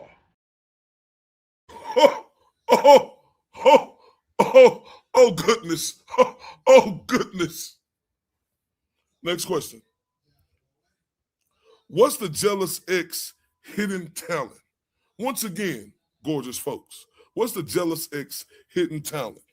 A, turning your happiness into an existential crisis. B, creating conspiracy theories about your friends. C, making leftovers of old fight scenes gourmet. Or D, all of the above. Once again, what's the jealous ex hidden talents? A, turning your happiness into an existential crisis. B, creating conspiracy theories about your friends. C, making leftovers of old fight scene garments. Or D, all of the above. 15 seconds. I'm your Huckleberry, 214 detonate. Yeah. I'm your Huckleberry, 214 detonate. Boys on, still saying in every state. Fly the car at 39K, boy, wait. Crash lane 2, crash lane 2. You riding phones. Back, shout out to Erica from Dallas, right? Erica in Dallas, right? If you don't know, I'm Billy Shaw, the new host. RFD Presents Move On and All. This is the ultimate exclusive breakup game show, and I am him, Billy Shaw. Billy 4 L's, Shaw 4 O's, right? And the question was, what's the jealous ex hidden talent? A, turning your happiness into an existential crisis. B, creating conspiracy theories about your friends. C, making leftovers of old fights seem gourmets. Or D, all of the above. And if you're pressed D, all of the above, you got it right, because they can sell tickets to their own bitterness show. Ha ha ha ha! On RFD presents Move On or No. Oh my God. Oh goodness. Oh goodness. Oh goodness. Okay, let's continue. Why does the jealous ex ask about your new friends? Once again, why does the jealous ex ask about your new friends? Is it A, they're collecting emotional tax returns? B, they miss the attention more than you miss them? C, they want to borrow your aura? Or D, B, and C? Once again, why does the jealous ex ask about your new friends? A, they're collecting emotional tax returns. B, they miss the attention more than you miss them. C, they want to borrow your aura. Or D, B, and C? 15 seconds. I'm your Huckleberry, 214 detonate. Yeah. I'm your Huckleberry, 214 detonate. Boys on, still same. In every state. Flight car 39K, boy, wait. Crash lane 2. Crash lane 2.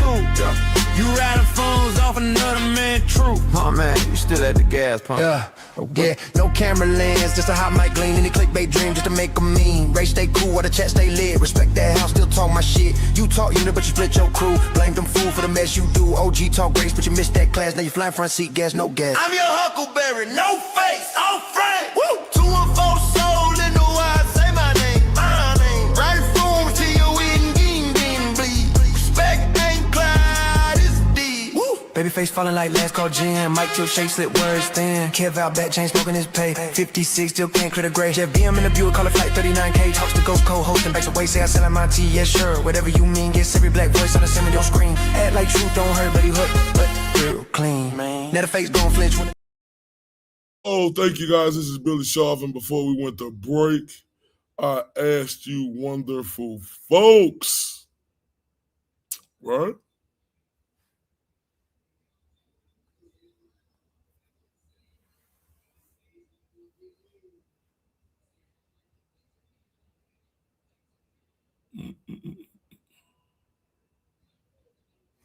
Well, forget what I just asked you. It's Billy Shaw, right? We're going to switch it up a little bit, right?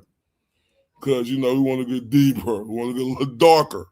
Because I'm different, right? So I want to ask you this. Why does a jealous ex constantly comment on other women's photos? Is it A, to accidentally remind herself she's still relevant? B, to secretly collect tips for her upgrade plan? B, because stalking is easier than self-improvement? Or D, all of the above? Once again, why does a jealous ex constantly comment on other women's photos? A, to accidentally remind herself she still relevant. B, to secretly collect tips for her upgrade plan. C, because stalking is easier than self-improvement. Or D, all of the above? 15 seconds. I'm the champion, feel the rush, the crowd goes wild. Obviously, obviously, yeah, obviously. Obviously, yeah, obviously. Tell them, obviously. I know these niggas don't want me to win, but I'm sorry, G. I know they thought I would. Okay, we're back. We said, why does a jealous ex constantly comment on other women's photos? A, to accidentally remind herself she's still relevant. B, to secretly collect tips for her upgrade plan. C, because stalking is easier than self-improvement. Or D, all of the above? Now, if you press D, all of the above, you got it right, because jealousy is just her hobby disguised as a strategy on RFD presents Move On or No. Okay, let's keep it going. Why does a jealous ex, right? Because we know they do this. We know, especially, you know who we know do this. Why does a jealous ex compare herself to every woman you date? A, she's auditioning for the role of permanent shadow. B, she thinks envy counts as competition. C, she believes keeping score keeps her in your orbit. Or D, B and C. Once again, 15 seconds. I'm the champion, feel the rush, the crowd goes wild. Obviously, obviously, yeah, obviously. Obviously, yeah, obviously. Tell them, obviously. I know these niggas don't want me to win, but I'm sorry, G. I know they thought I wouldn't come back and pose on them hoes, but nigga, it's time to eat. I got a vendetta. Any one of you niggas, I been better. Got them gritting their teeth without gritting at them. Took a second away from the table, it's time to feast. I asked you, why does a jealous ex compare herself to every woman you date? A, she's auditioning for the role of permanent shadow. B, she thinks envy counts as competition. C, she believes keeping score keeps her in your orbit. Or D, B and C. Hey, you thought you had one, right? If you answered C, she believes keeping score keeps you in her orbit, you got it right on RFD presents Move On or No. Next question. Why did a jealous ex send you a screenshot of another woman's outfit or titties? Is it A, to secretly analyze the threat level of them titties? B, to subtly insult her taste while praising her titties? C, to remind herself she's still bitterly invested in her titties? Or D, all of the above? 15 seconds. I'm the champion, feel the rush, the crowd goes wild. Obviously, obviously, yeah, obviously. Obviously, yeah, obviously. Tell them, obviously. I know these niggas don't want me to win, but I'm sorry, G. I know they thought I wouldn't come back and pose on them hoes, but nigga, it's time to eat. I got a vendetta. Any one of you niggas. Hey, now, before I went to break, this is Billy Show Off again. Why does a jealous ex send you a screenshot of another woman's outfit? A, to secretly analyze the threat level of her titties. B, to subtly insult her taste while praising her titties. C, to remind herself that she's still bitterly invested in her titties. Or D, all of the above. All right.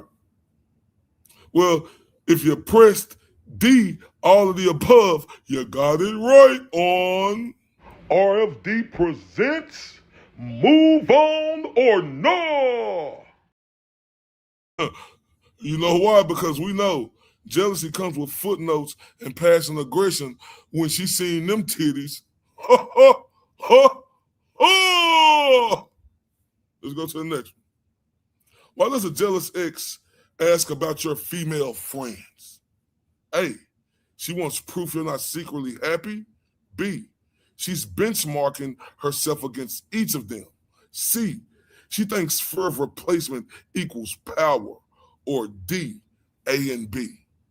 15 seconds. I'm your Huckleberry, 214 detonate. Yeah. I'm your Huckleberry, 214 detonate. Boys on, still saying. Oh my, Mary B say E to dox an innocent woman.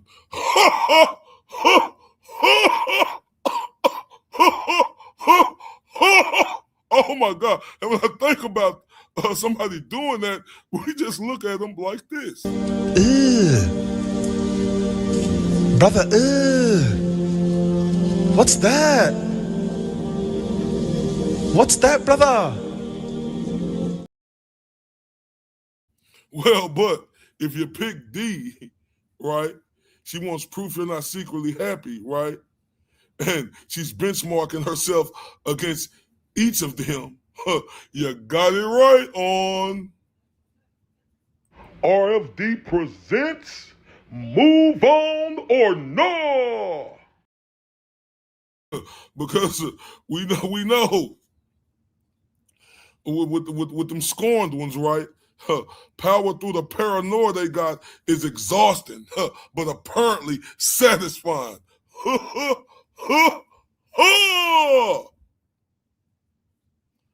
Why does a jealous ex insist she's nothing special?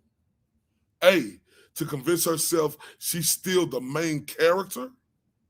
B, to hope you'll question your choices. C, to avoid admitting she's insecure. Or D, all of the above. 15 seconds. I'm the champion, feel the rush, the crowd goes wild. Obviously, obviously, yeah, obviously. Obviously, yeah, obviously. Tell them, obviously. I know these niggas don't want me to win, but I'm sorry, G. I know they thought I wouldn't come back.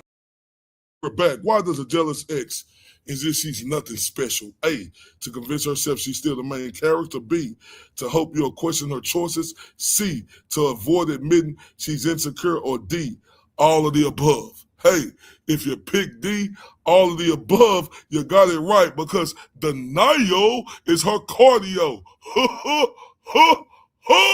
On RFD presents Move On or No? Okay, why does a jealous ex accidentally like every woman post you comment on? A, she wants to secretly measure your attention span. B, she's conducting emotionally experiments. C, she's still hoping she can influence your life. Or D, all of the above. 15 seconds. I'm the champion, feel the rush, the crowd goes wild. Obviously, obviously, yeah, obviously. Obviously, yeah, obviously. Tell them, obviously. I know these niggas don't want me to win, but I'm. Okay, we're back. Why does a jealous ex accidentally like every woman's post you comment on? A, she wants to secretly measure your attention spans. B, she's conducting emotionally experiments. C, she's still hoping she can influence your life. Or D, all of the above. Oh my God. Before I get to the answer, right, Mary B. Big D, and because her psychosis tell her she's actually Taylor Swift. She thinks she's Taylor Swift. But you are right. D, all of the above, because the scorned one, the obsession is real and the logic is optional. On RFD presents Move On or No? This is getting great. This is a good one right here. Why does a jealous ex copy what other women do? A, to prove she still's innovative. B, to feel competitive without real effort.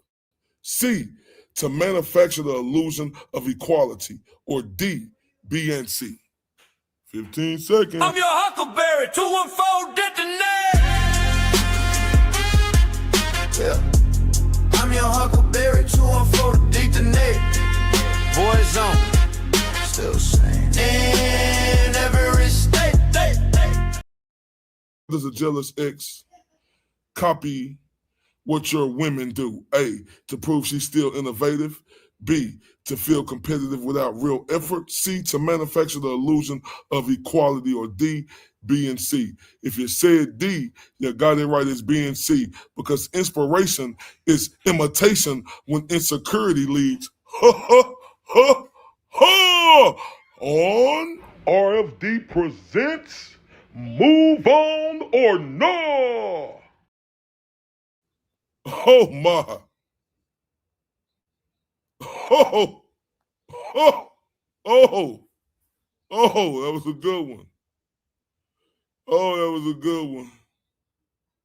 Oh, that was a good one. Got myself. Okay, why does a jealous ex bring up other women's achievements? Why do jealous exes do that? A, to highlight her own insecure loudly. B, to pressure you into validating her. C, to secretly take notes for her ego boost. Or D, all of the above. 15 seconds. I'm your Huckleberry, 214 detonate. Yeah. I'm your Huckleberry, 214 detonate. Boys on, still sane. In every state. Boys, remember, my motto, if you ain't cheating, you ain't trying, right? Now the question was, why does a jealous ex bring up women's achievement? Oh, that was funny. Right? Why does a jealous ex bring up other women's achievement? To highlight her own insecure loudly? B, to pressure you into validating her? C, to secretly take notes for her ego boost? Or D, all of the above? Right? If you pick D, all of the above, right? Because misery loves company, even if it's her own. On RFD presents Move On or No. Oh my God. That was crazy. That was funny. 1 second.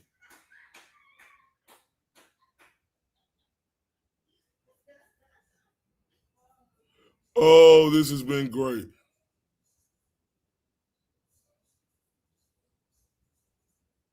Oh, this has been great.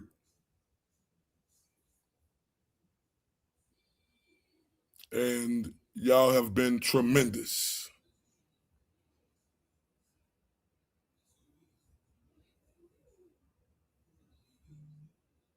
Y'all have been super tremendous, and I appreciate y'all for being super tremendous, right? And this was just a preview, right, of what we're going to do going forward, right?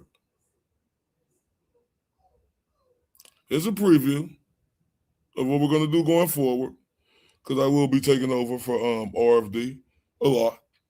And we will be doing all type of things. I'm Billy Show Off, right? Nobody does it better than me.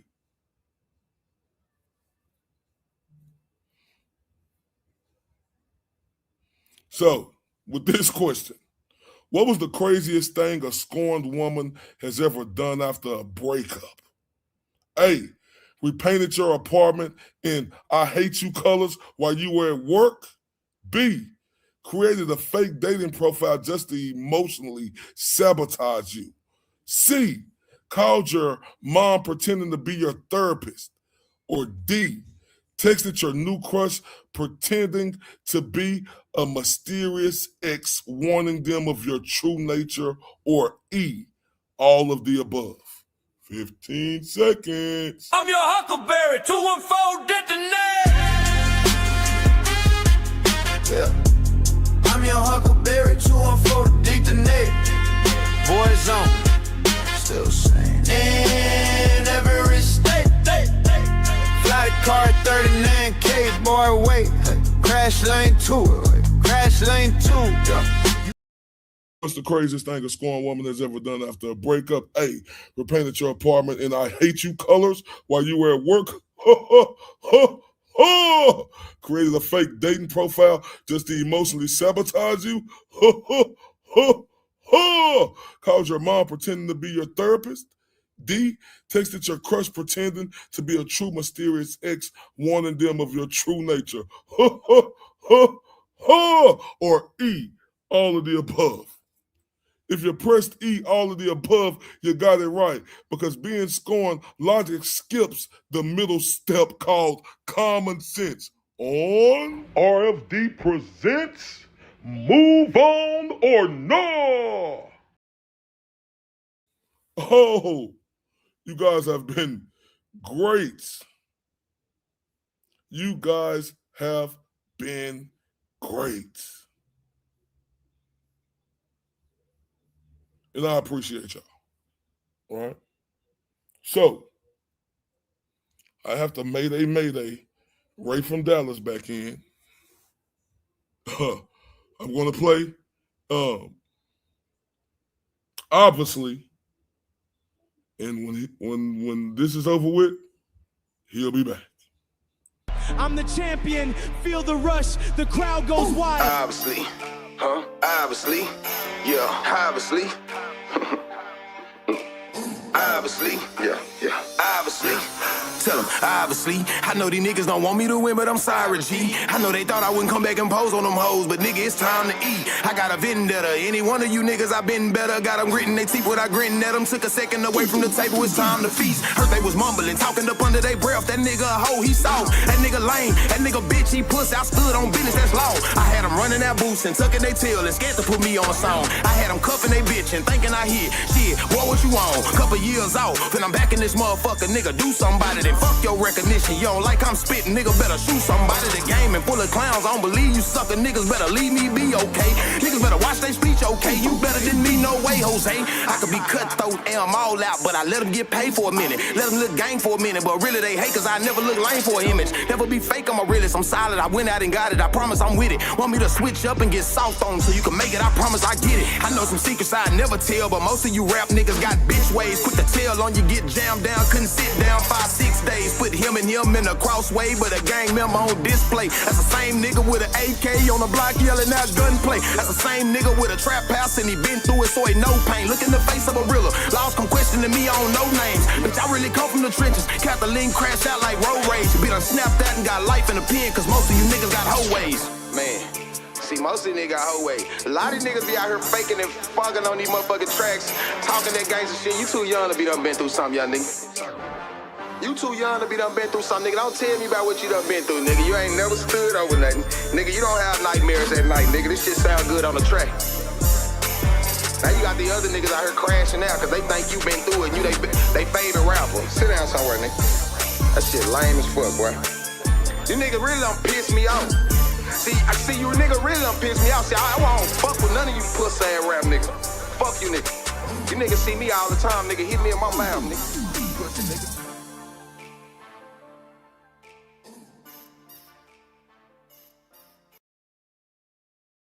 Oh shit, I'm back. Man, hold up.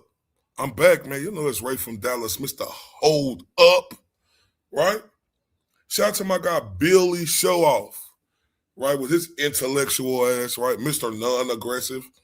You know, Billy with 4 L's and Show Off with 4 O's. That guy, right? Shout out to him. Put on a good show. RFD presents Move On or Nah, right? The ultimate exclusive breakup game show. And y'all understand Billy Show Off, he's a comedian, right? He's a comedian, right? So he say some things. You know, I heard him.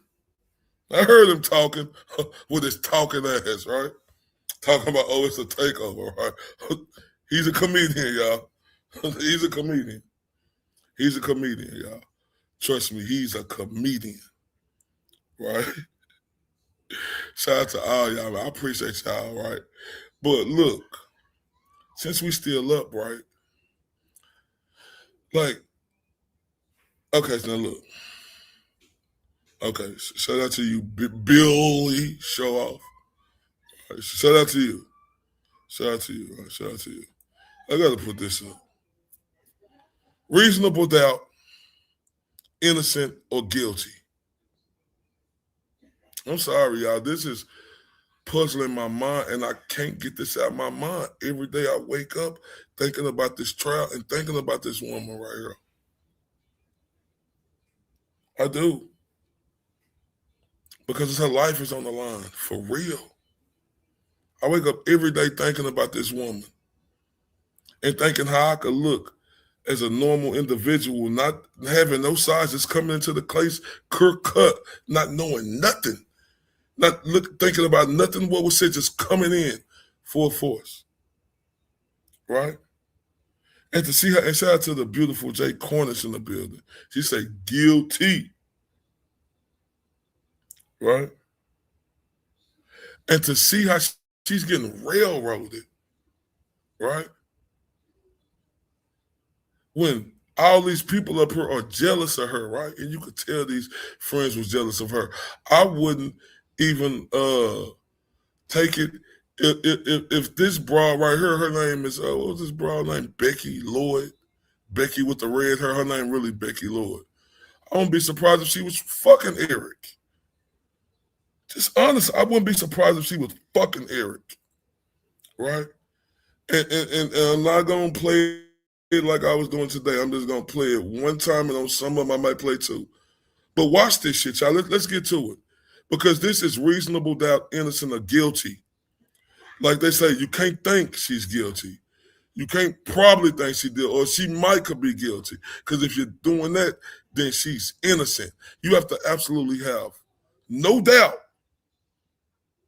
Like the beautiful _S, I see she had a name change while, I was gone, right? You have to have no doubt, right? Like you have to be able to go to sleep at night thinking about this, right? And this testimony right here, man, from Becky Lloyd, Becky with the red hair, it was disgusting. Let's get into it. Good morning. Good morning. If you could state your name, please, and spell your last name. My name is Becky Lloyd, Lloyd. Where do you work? I work for C&E Stonemasonry. And how long have you worked there? I've worked there 5 years. What is your current role with C&E? I am currently their estimator. What's that mean? It means C&E Stone, we put stone on houses, and my job is to figure out how much we need on those houses. What was your job back with C&E when you first started with them? I got hired originally as an admin. And when was that? That was in February of 21. Did you know Eric Richens? I did. How long did you know him for? I met him sometime around 2017. Okay. And what about Corey Richens? Do you know her? I do. And did you meet her around the same time? Yeah. In 2021, what was the nature of your relationship with Corey Richens? I knew her as a neighbor. I knew her as the mother to my children's friends, and I knew her as my own friend. I want to turn your attention to December of 2021.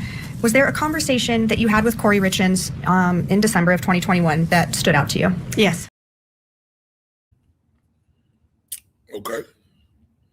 All jittery, smiling, direct, could answer. She ain't stuttering. Let's keep going. December of 2021 that stood out to you? Yes. What was the date of that conversation? December 17th of 2021. That's a specific date. Why do you remember that date?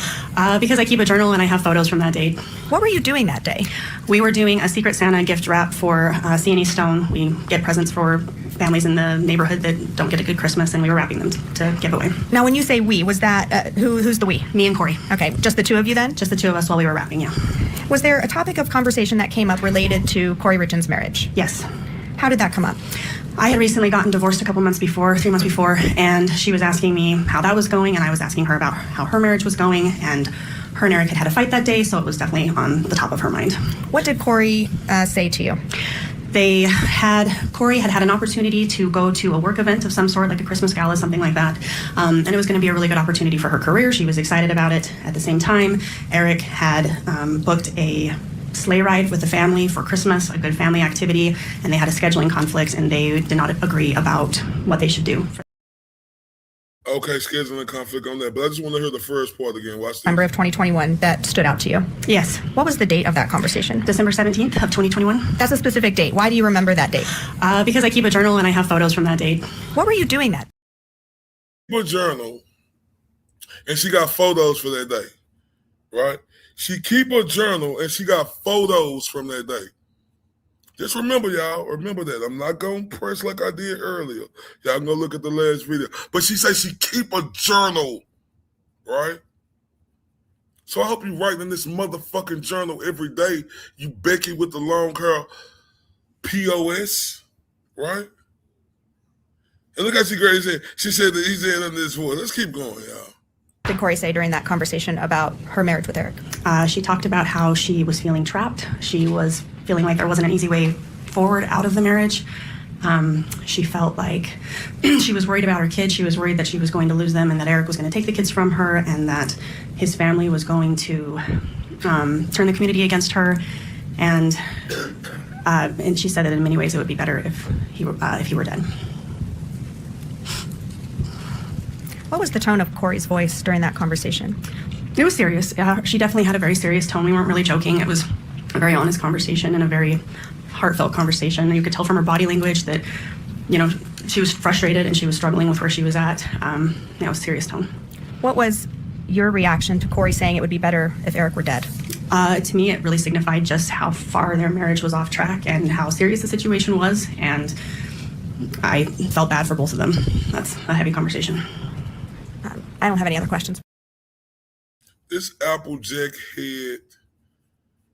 Look how she's saying. Why you just listen to her? I'm sorry, y'all, but I want y'all to hear this Applejack head ass woman. What did Corey say during that conversation about her marriage with Eric? She talked about how she was feeling trapped. She was feeling like there wasn't an easy way forward out of the marriage. She felt like she was worried about her kids. She was worried that she was going to lose them and that Eric was going to take the kids from her and that his family was going to turn the community against her. And she said that in many ways it would be better if he were dead. Just studied on that, right? She said, she was having trouble in her relationship and she ended up look a way out. You stupid, ignorant motherfucker. You know how many motherfuckers had trouble in their relationship? Becky with the fucking red hair, you Applejack head ass woman. You know how many motherfuckers say harsh shit about a person? You know how many times I tell myself, fuck you, I hope you die. Or they'll tell you that. Man, you say shit like that. Fuck you. Hope you die. Fuck you, you never did nothing for me. Women say shit like that. That's okay, because they women. Man, we say hard shit too. Right? My question is, Becky with the red hair, you Applejack head woman, what was your fucking follow-ups? Remember, this was your friend.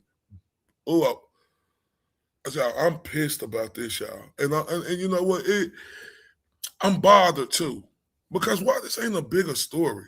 It's a big story, but why is everybody just saying she guilty and you heard all this reasonable doubt? Oh my God, let's continue.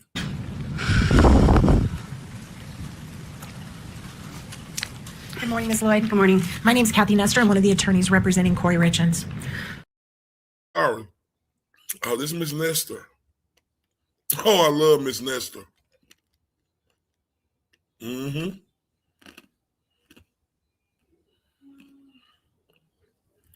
Watch this.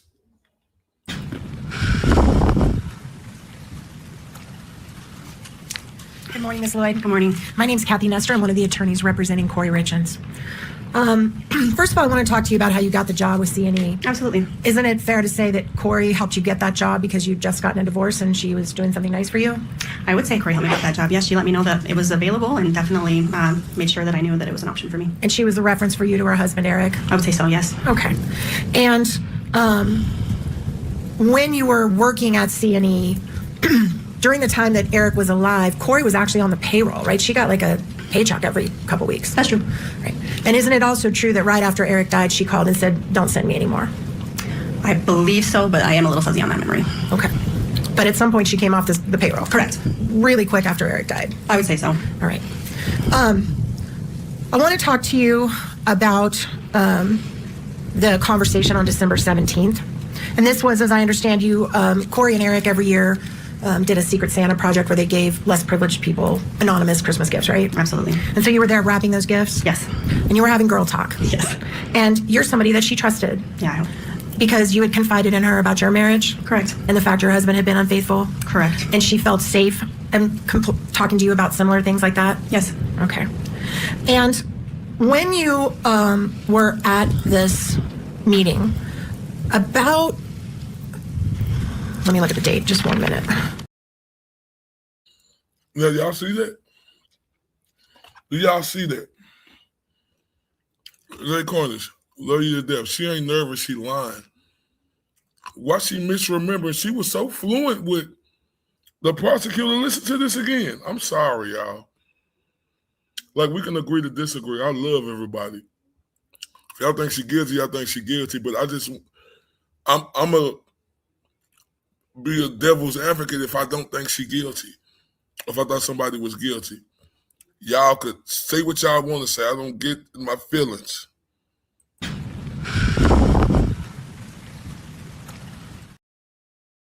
Beautiful Mary B. What? I'm sorry, y'all. Y'all know I'm Mr. Blunder and Mr. Operator Error. What does DIAP mean? I'm sorry, y'all.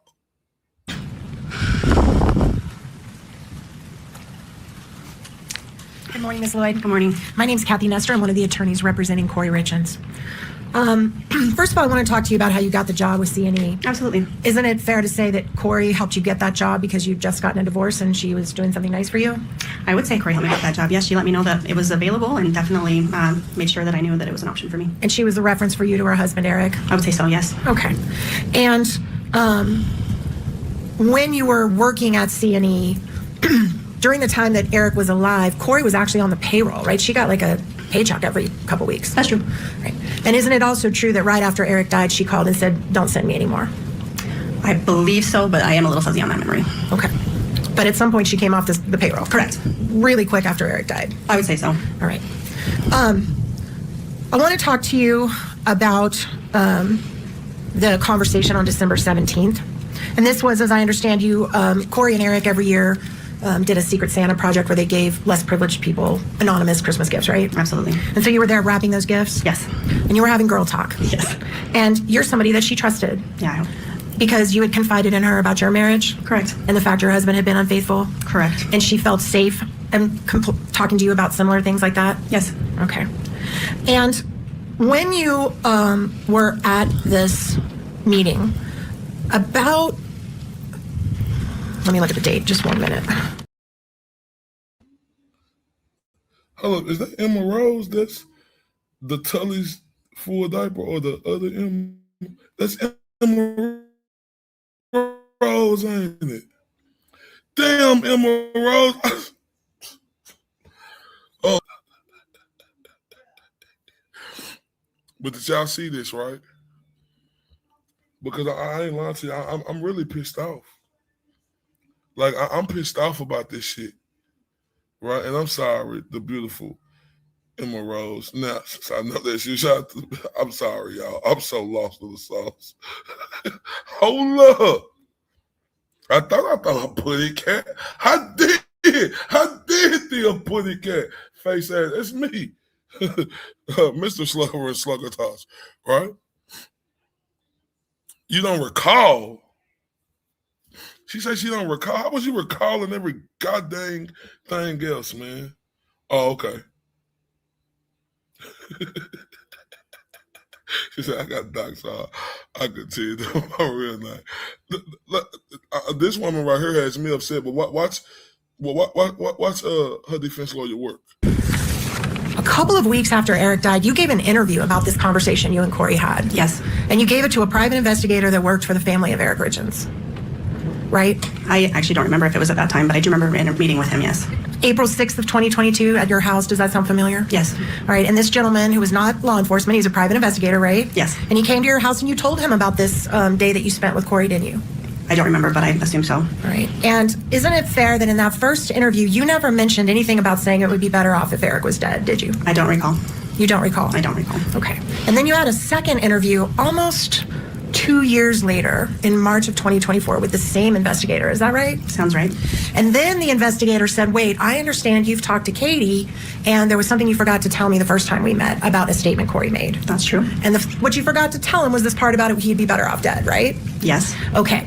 And isn't it fair that in the second interview in 2024, almost 2 years after, you even in that interview told him that you couldn't get on the stand for sure and say that she said that, didn't you? I do not recall that. Okay, Katie, can you please play the clip BL1?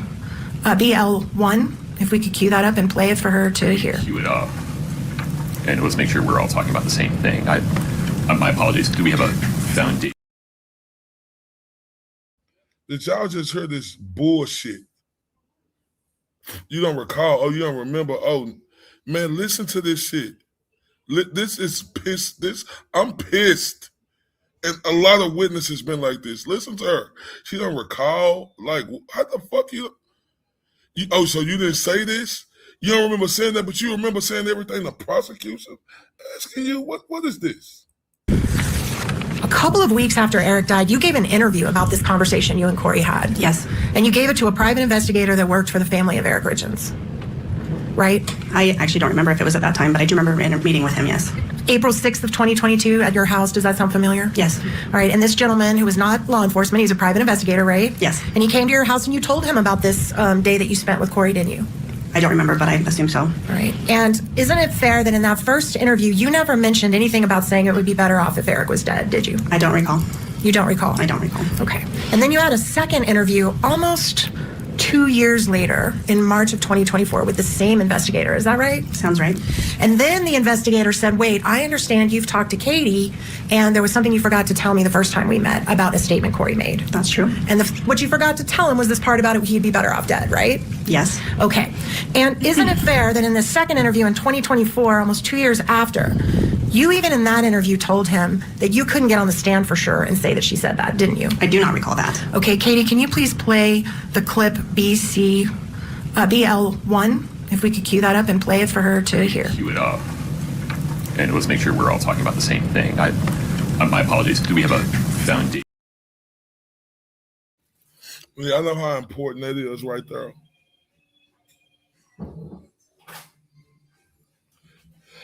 Yeah, I see how important that is right there when you have a woman who said that this woman said this, but then she get on there and lie and say she didn't say that and that she misremember saying that.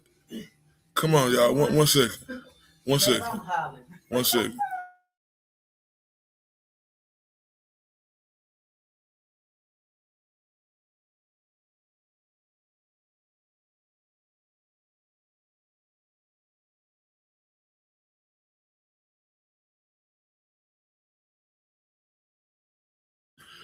Yeah, like this is what I'm saying right here. Like I am on fire about this, and I'm sorry, y'all.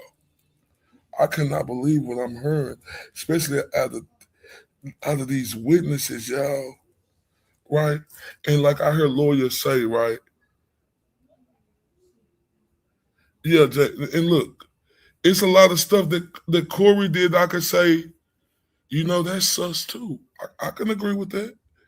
Jake, I really can. But when she say she don't remember telling her that, and you a key witness who you said that she said, oh, life would be better without him, but you was her friend first, though, right? Oh, you didn't have no follow-up questions? To be, why did you say to be dead without him? Girl, get your mind right. Don't you know, is you saying you're going to do something to him? It's crazy to me. Now, watch this. Refresh her, then I believe that should be handled slightly differently. Yeah. No, I believe she said she didn't say it, so I don't think I need to refresh her. I think I can impeach her at this point. If you would just approach for a second. She did say she didn't say it. Now, Miss Nestor ready to impeach her ass. Next clip. Could you say the number one more time, Ms. Nestor? Yes, Your Honor. We are going to be playing a clip that we have marked.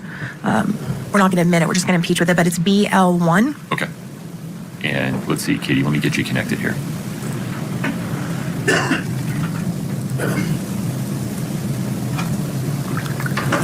And this part, I swear she said it, but I also feel like if you put me on the stand, I would not be confident enough to actually truly know if she said it. But I swear she said, in many ways, it would be better if he just died. Is that your Because, and I remember thinking, the reason Is that your voice? That is my voice. All right. And you did say that you wouldn't be able to swear to it on the stand, didn't you? I wouldn't be confident in that, yes. Okay. And then if we could play the second clip. Yeah, well, like I said, that's the conversation we had, and I for sure know she said the trap stuff, and I am 90% sure she said the comment about it being better dead. Okay, so again, that is the second interview that you had with the investigator, and again, you're saying you can't say for certain that she made that statement, correct? Correct. Okay. Are you kidding me? Now, what y'all got to say about that? This is an important witness, right? What do y'all got to say about that? She lied and said that she didn't say that, but she remembered everything. And I'm serious. This is what's bothering me, right? Because I'm for doing right in America. I'm red, white, and blue. I'm country first. You hear me? I'm in Texas. We're a Republican state. And we don't play this bullshit like this. You don't fiddle like this, bitch. when Corey fucking life on the line. And I'm going to keep saying this, right? This is a beautiful woman right here in Corey. Gorgeous. And I always see, like, and I know some gorgeous women be guilty, but it's like they ready to just attack all the pretty white women if something happened to their husband. It be the pretty ones they get at. This ain't no Casey Anthony type shit. And then they let that bitch go? Man, listen to this broad again, man. But she said she don't recall the beautiful Kimberly. How you not gonna recall you said that? But she recalled saying, okay. Now, I'm glad you said that, but she recalled saying that Corey said this, but she can't recall what she said? What is this? What is this? Now watch this, y'all. Watch this. Did you say the number one more time, Ms. Nestor? Yes, Your Honor. We are going to be playing a clip that we have marked. We're not going to admit it. We're just going to impeach with it, but it's BL1. Okay. And let's see, Katie, let me get you connected here.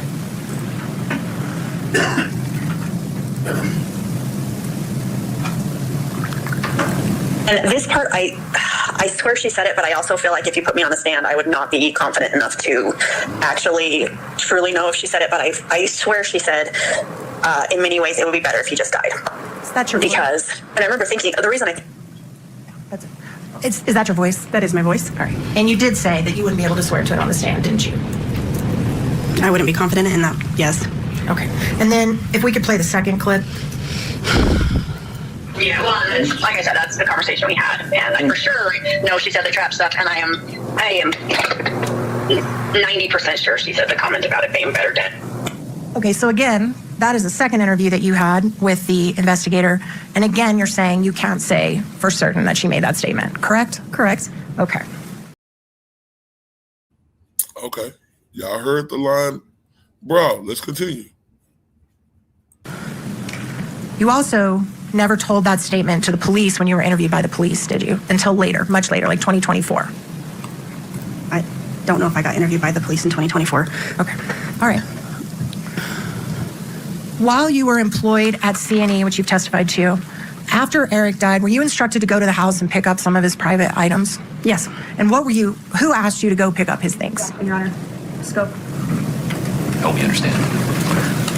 If you would approach Mr. Beck.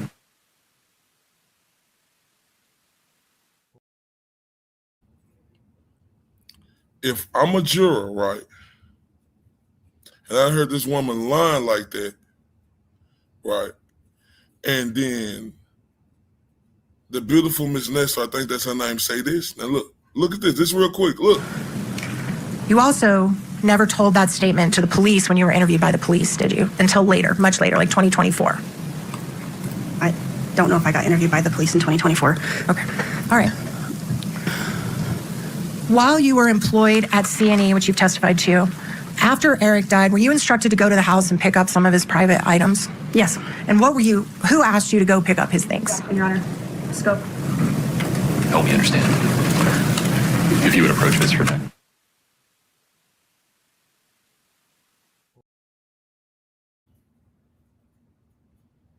If I'm the jury and I done heard this woman lying and she say, who told you to go pick her stuff up? And I heard a lawyer say, objection, Your Honor, scope? Why are you saying objection for? What is that for? This is a question asking her who she said she went and got it. So why are you saying scope? Somebody had to send her. We know the sister, Katie, is over the trust, right? Let's go to the next clip. We are going to ask you some more questions in our case, so I will see you again, and that's all I have for you right now. Okay, thank you. Ms. Sherman, anything further today? Yeah, sure. About that, right? So, because remember, they're going to bring her back. They're going to bring her back, and they're going to bring that other co-owner wife back because they caught both of these bras lying. Now, she going to tell her this, then the other woman going to come up. Watch how she answer this stuff fluently. Watch this bullshit. We are going to ask you some more questions in our case, so I will see you again, and that's all I have for you right now. Okay, thank you. Ms. Sherman, anything further today? Yeah, sure. Miss Lloyd, we listened to part of your conversation during one of your previous interviews, and do you recall during the rest of that conversation explaining why you remembered Corey making that statement? I do. What's that explanation for why you remembered that specific statement from Ms. Richens? Well, as someone who's gone through divorce myself or marital troubles, I know that it is probably somewhat common to have thoughts that aren't necessarily the nicest about your spouse and to have really strong feelings that way. But I was struck because she said it out loud. And some of those thoughts are what you'd call an inside thought sometimes. And it was memorable for me enough that after I met with the private detective, I went and talked to my friends. And without prompting, I said, hey, remember that conversation I told you about? What did I tell you about it? And they were able to confirm exactly what I said in my statement here, because it is a very big deal, and I respect the justice system very much, that I am never going to get on the stand and say something that I don't know as truth. Are you confident in your testimony today? I am. Those are all my questions. Thank you. Did y'all hear this, bro? I remembered I asked my friends. Yes, because this I went through extramarital. Listen to this again. I want y'all to remember she said she remembered she asked her friends. Then watch Miss Nesta come cook her ass. I'll play this again one We more are time. going to ask you some more questions in our case, so I will see you again, and that's all I have for you right now. Okay, thank you. Ms. Shervinack, anything further today? Yes, sure. Miss Lloyd, we listened to part of your conversation during one of your previous interviews, and do you recall during the rest of that conversation explaining why you remembered Corey making that statement? I do. What's that explanation for why you remembered that specific statement from Ms. Richens? Well, as someone who's gone through divorce myself or marital troubles, I know that it is probably somewhat common to have thoughts that aren't necessarily the nicest about your spouse and to have really strong feelings that way. But I was struck because she said it out loud. And some of those thoughts are what you'd call an inside thought sometimes. And it was memorable for me enough that after I met with the private detective, I went and talked to my friends. And without prompting, I said, hey, remember that conversation I told you about? What did I tell you about it? And they were able to confirm exactly what I said in my statement here, because it is a very big deal, and I respect the justice system very much, that I am never going to get on the stand and say something that I don't know as truth.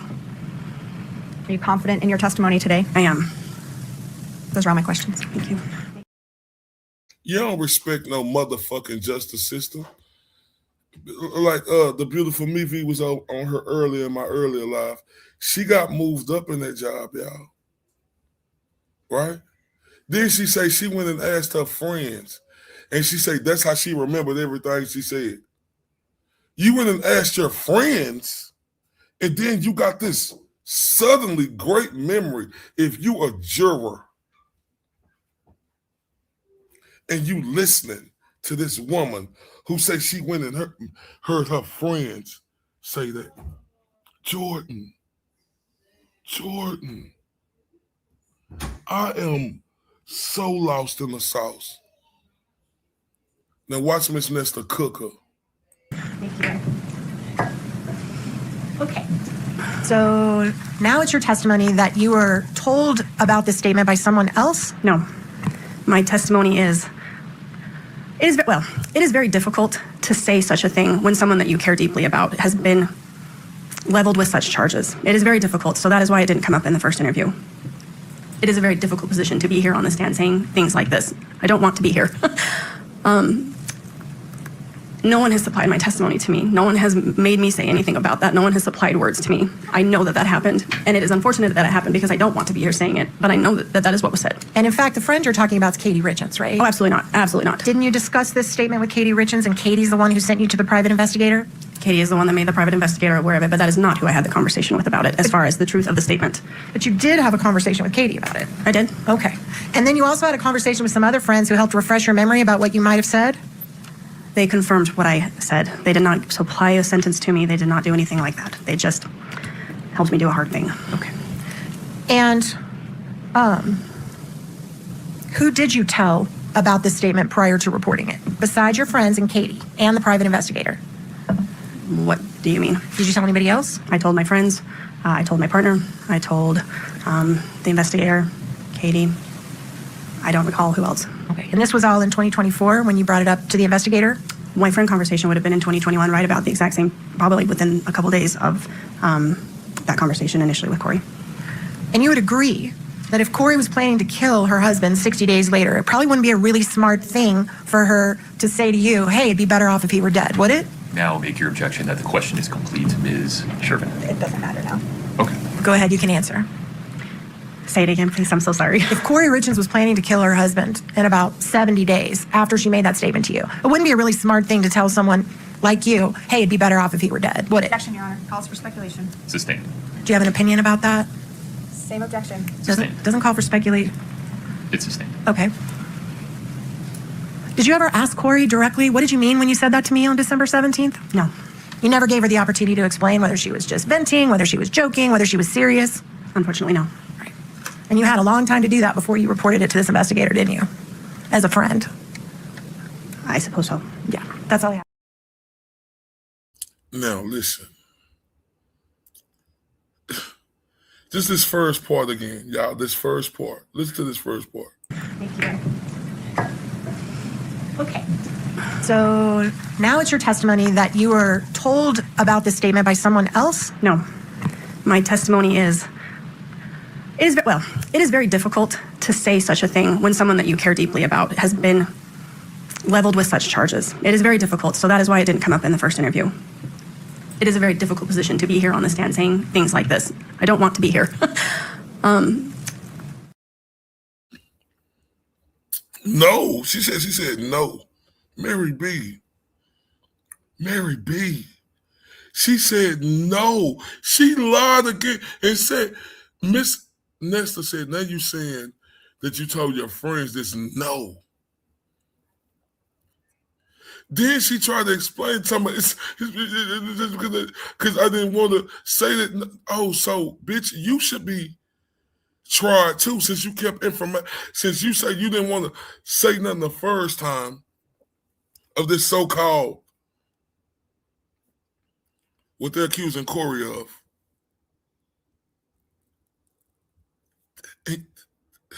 Am I tripping, y'all? Y'all need to let me listen to this again. This is the last time on this. This is the last clip. This is it. Thank you. Okay. So now it's your testimony that you were told about this statement by someone else? No. My testimony is, it is very difficult to say such a thing when someone that you care deeply about has been leveled with such charges. It is very difficult, so that is why it didn't come up in the first interview. It is a very difficult position to be here on the stand saying things like this. I don't want to be here. No one has supplied my testimony to me. No one has made me say anything about that. No one has supplied words to me. I know that that happened, and it is unfortunate that it happened because I don't want to be here saying it, but I know that that is what was said. And in fact, the friend you're talking about is Katie Richens, right? Oh, absolutely not. Absolutely not. Didn't you discuss this statement with Katie Richens, and Katie's the one who sent you to the private investigator? Katie is the one that made the private investigator aware of it, but that is not who I had the conversation with about it, as far as the truth of the statement. But you did have a conversation with Katie about it. I did. Okay. And then you also had a conversation with some other friends who helped refresh your memory about what you might have said? They confirmed what I said. They did not supply a sentence to me. They did not do anything like that. They just helped me do a hard thing. Okay. And who did you tell about this statement prior to reporting it, besides your friends and Katie and the private investigator? What do you mean? Did you tell anybody else? I told my friends.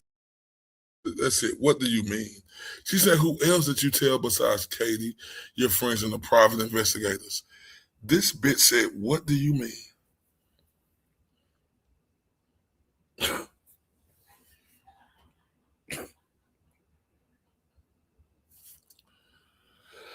Now, this shit breaking my fucking heart, and I ain't gonna lie to y'all, right? This is breaking my motherfucking heart, right? And I'm serious, y'all. This is breaking my heart, y'all.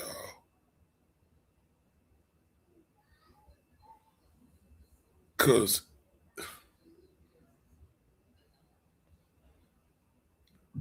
the people who lied, even the sister, man, I don't know how to do it right now. I want to show y'all the sister. I don't know if y'all up or not. Like, I mean, I know if everybody got to go to sleep and y'all ain't got to tell me because I appreciate everybody. But if y'all up, I could see if I could play this sister because that testimony was important too. The dude, the side piece who was donkey fucking Corey, he said, I love harder than most men do. He was scorned.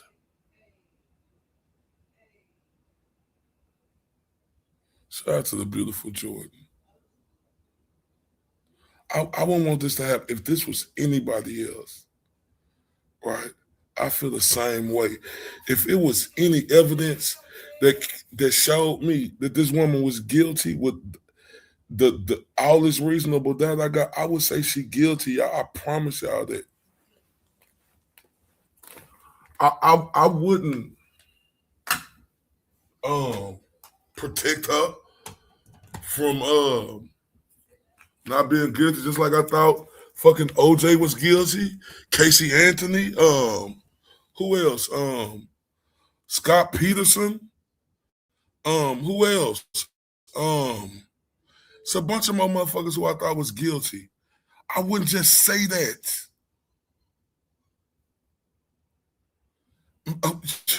You know what? Look. I'm finna try to do it. Fuck it. If it don't work, it just don't work. I'm finna try. I'm finna at least try, y'all. I swear, I don't give a damn. This shit don't work. It just don't work. And I have these clips ready for y'all tomorrow, like on some real G shit. Finna get another computer. And I see that's what the problem is. I'm finna get another computer. Probably tomorrow or something. I'm definitely finna get another computer, y'all, on everything I love.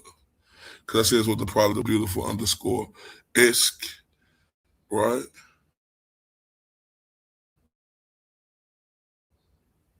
I am sick about this shit.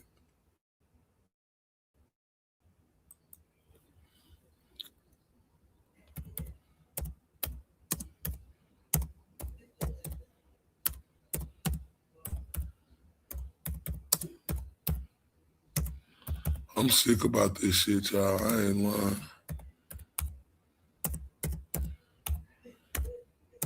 I'm not saying that the state don't have good witnesses, but it ain't no witnesses where it's that, y'all.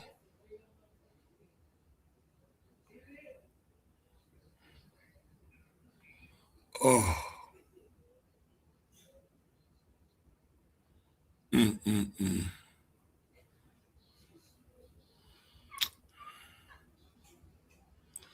Let me see if it'll work. I don't know, y'all.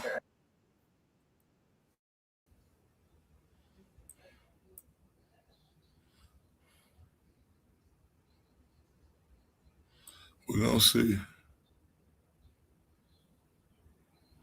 I hope so. I ain't gonna lie, I hope it works. Cause this is the most satisfying shit to me right here seeing this. I ain't gonna lie.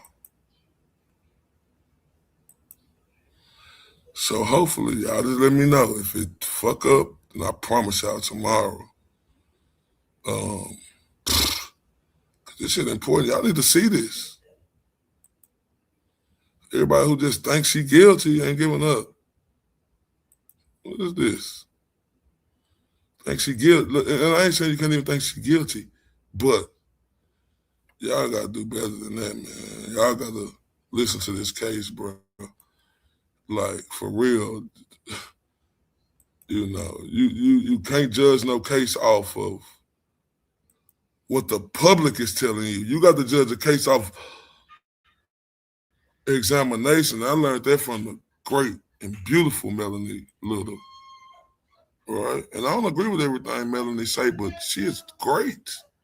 And I don't be right either. Sometimes, I mean, not sometimes, but sometimes I do be right. Sometimes. Most of the time I'm not. But I just don't agree with everything.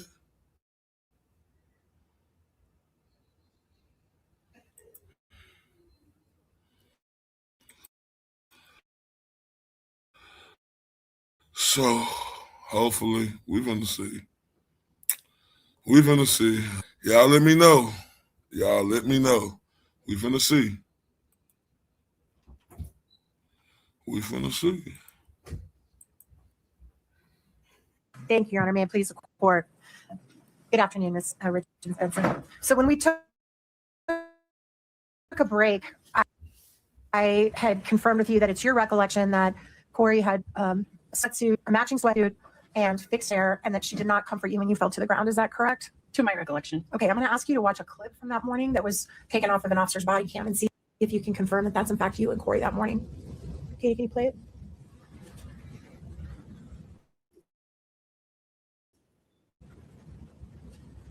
Okay, Your Honor, at this point, it may be 3001 for now. 3002. I'm sorry, 3002? Yeah. 3002. That's correct. Your Honor, no objection to admission. We'll figure out nomenclature later. Sounds good. And just for the purpose of the jury, just a short explanation that we will supplement this with a blurred version, but for now there's just a black box over where the children's photos are since it's being played publicly. But that'll, if it goes back to the jury room, that box will be removed and the pictures will just be blurred. You can play the clip. Thanks, Kate.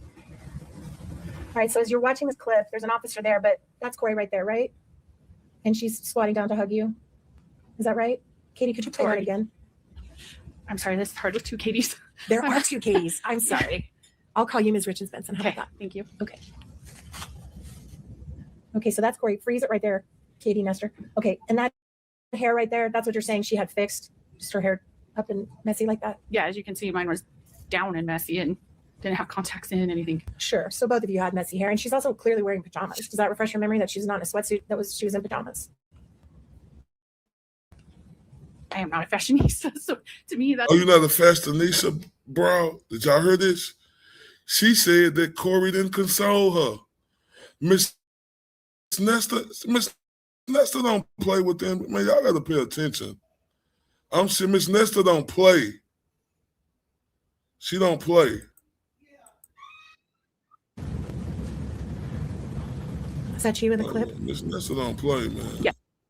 Ms. Nestor, please proceed. Thank you, Your Honor. May I please And I ain't going to keep stopping it like Good this, afternoon, John. Ms. Richens Benson. So when we took a break, I had confirmed with you that it's your recollection that Corey had a matching sweatsuit and fixed hair, and that she did not comfort you when you fell to the ground. Is that correct? To my recollection. Okay, I'm going to ask you to watch a clip from that. Yeah, morning they that was always say to taken off their of an- recollection. Y'all see how this going with their recollection? Oh, Corey didn't hug me. Oh, okay. Oh, you're not a fashionista. You said she had on a sweatsuit. Sweatsuit? Officer's body cam and see if you can confirm that that's in fact you and Corey that morning. Katie, can you play it?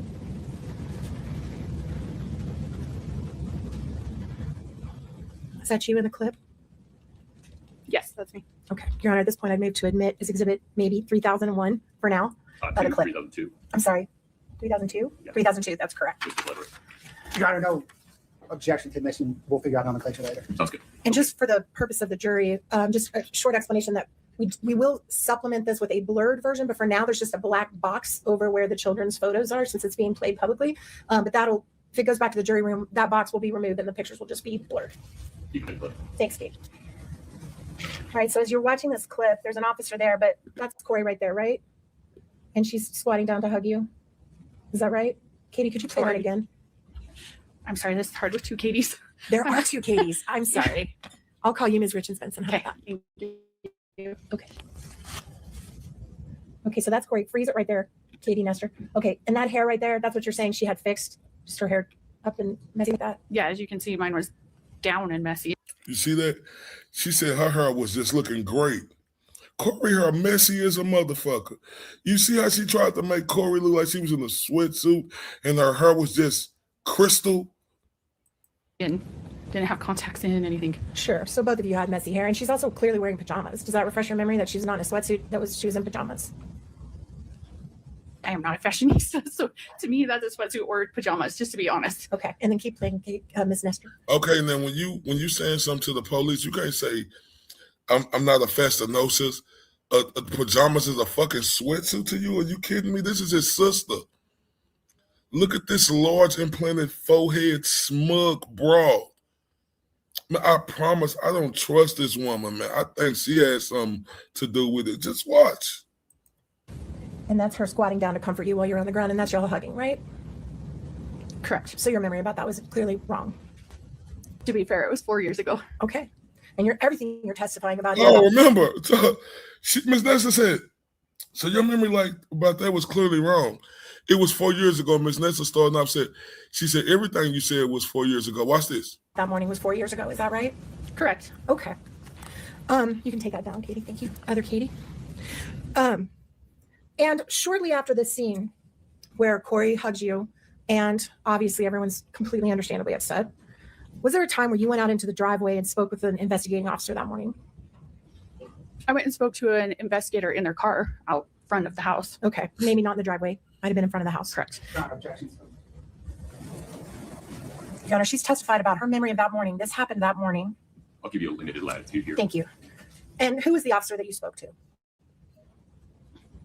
Detective Woody, I believe. All right. Look, what was she look? Who the fuck was she looking at?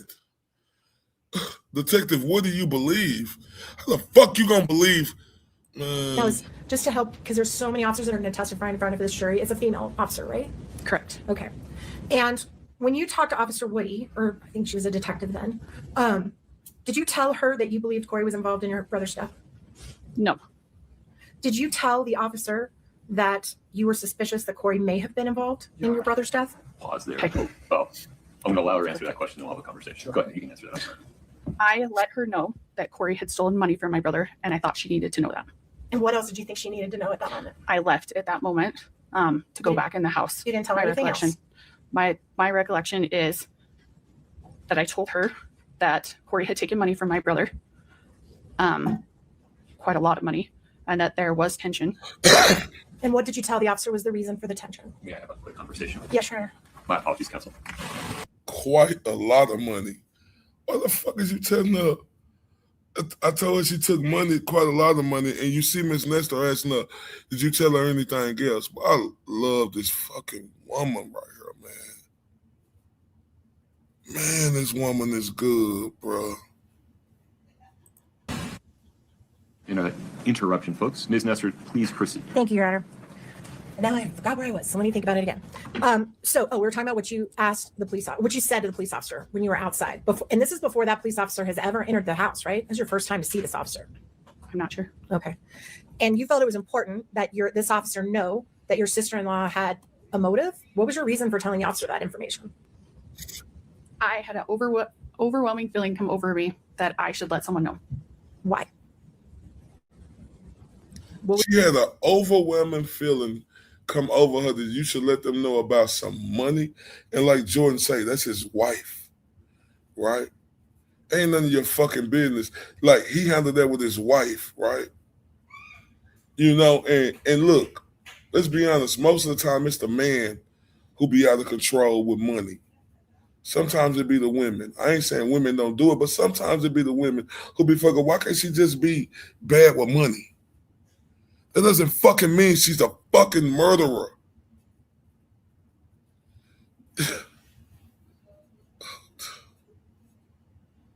Your overwhelming feeling? That I should let someone know. Because you believed it was suspicious? The death? Honestly, at that time, I had no idea what was going on. I just had an overwhelming feeling. I had just barely talked to my brother. He was fantastic. When I talked to him just a couple hours before, I had an overwhelming feeling I should tell someone about this, so I did. Because you thought Corey was behind it? I did not say that. Did you tell the officer that Corey had a reason to be upset with Eric because she had found out about your being a trustee over the assets before he passed? No, not to my recollection. You didn't mention being the trustee of a trust to this officer? I knew that I was the trustee of the trust. Did you share that with the officer? Maybe. There's a potential. So you can't remember? Maybe. She looking up, maybe. There's a potential. Oh, but you was quick to tell her how Corey took money, but you being over the trust, you don't know if you told him you was the trust, then y'all come on now. Like, and I get it. I'm lost. This is his sister. Oh, man, I hurt for Corey, man. Just give me a second. It's sure. Take your time. Give you a second. So your mouth got dry. Give her a second. Her mouth got dry. She could feel the cracks in it. So she had to drink some agua. Oh my. I mean, I did know that I was the trustee, so I definitely could have shared that with her. And did you share with the officer that Corey had been upset with your brother about that before he passed? No. So if an That's officer, my recollection. if an officer says you said that, that would be wrong. Or you're just not sure. The questions are a little difficult. They're really vague. So not to my knowledge. Oh my God. Did you hear this? Her tell this lawyer that her questions were vague. Did y'all hear that? Did y'all hear that? Are you kidding me? Hey, did y'all hear that? Hold up. And did you share with the officer that Corey had been upset with your brother about that before he passed? No. So if an That's officer, my recollection. if an officer says you said that, that would be wrong. Or you're just not sure. The questions are a little difficult. They're really vague. Well, the questions are a little difficult. They're a little vague. Is the jury hearing this? What was vague about that? The questions are a little difficult. Like,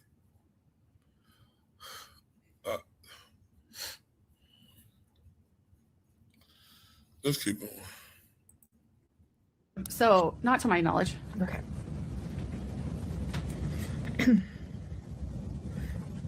You mentioned that Corey's son asked if he could have his dad's watch. Is that right? Correct. And you mentioned that Corey just reset the watch and gave it to him. Correct. So Corey didn't go through the watch trying to pick certain things out to delete, right? I just watched her swipe it and give it to him, or delete it and give it to him. If she hadn't swiped it, and I'm not an Apple Watch person, so maybe you know this better than I do, but that would have meant her son could read everything her husband had ever put on his iPhone, right? I'm not an Apple Watch person either, so I can't answer that for you. Is it your understanding the watches match the phone, basically? Mine doesn't always. So, but again, I'm not an Apple person, so I can't. And she goes talking about hers. See what I'm saying? Ain't nobody talking about your shit and what your shit do. We talking about what your brother Eric's did, right? We ain't talking about what yours do. You're not an Apple person. And yeah, look at them eyebrows. Look at them. She got more dents in that wrinkled ass forehead than you can see her eyebrows. I want to say something so bad, but I ain't trying to be insensitive. I tell you.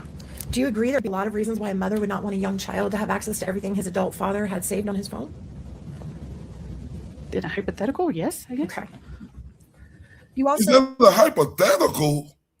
She asked, "Are you? Do you understand that a mother wouldn't want to see everything her dad that the son dad have on the phone? Is that a hypothetical?" Did she say yes? Well, this is nasty work. Island girl, you think she guilty? Oh, we mentioned that Corey told you that morning that she was going to sell the house. Correct. And this is the house her husband had just died in. Correct. And she was pretty traumatized about her husband just dying in the house. That I don't know. You'd have to ask her. In their bedroom, right? What's the question? Sorry. Do you think there's a lot of reasons why a widow would not want to continue to live in the bedroom where her husband died in front of her? Honestly, I can see some people would and some people wouldn't. Okay. You also mentioned just now, and also when you were on direct with Mr. Bloodworth, that you never knew your brother to use anything other than Advil. Is that right? When he asked what I had seen him take, correct. Okay.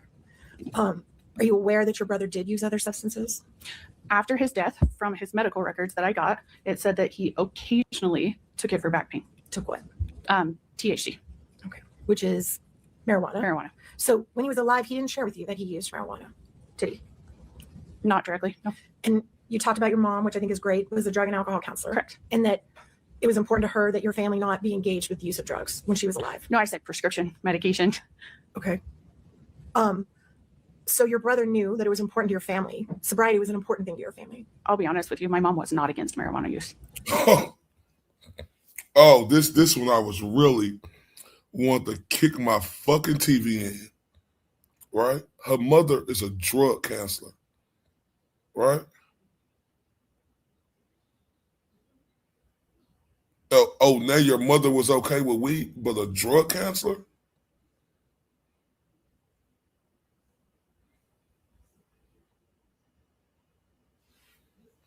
And then she didn't even know Corey was doing that.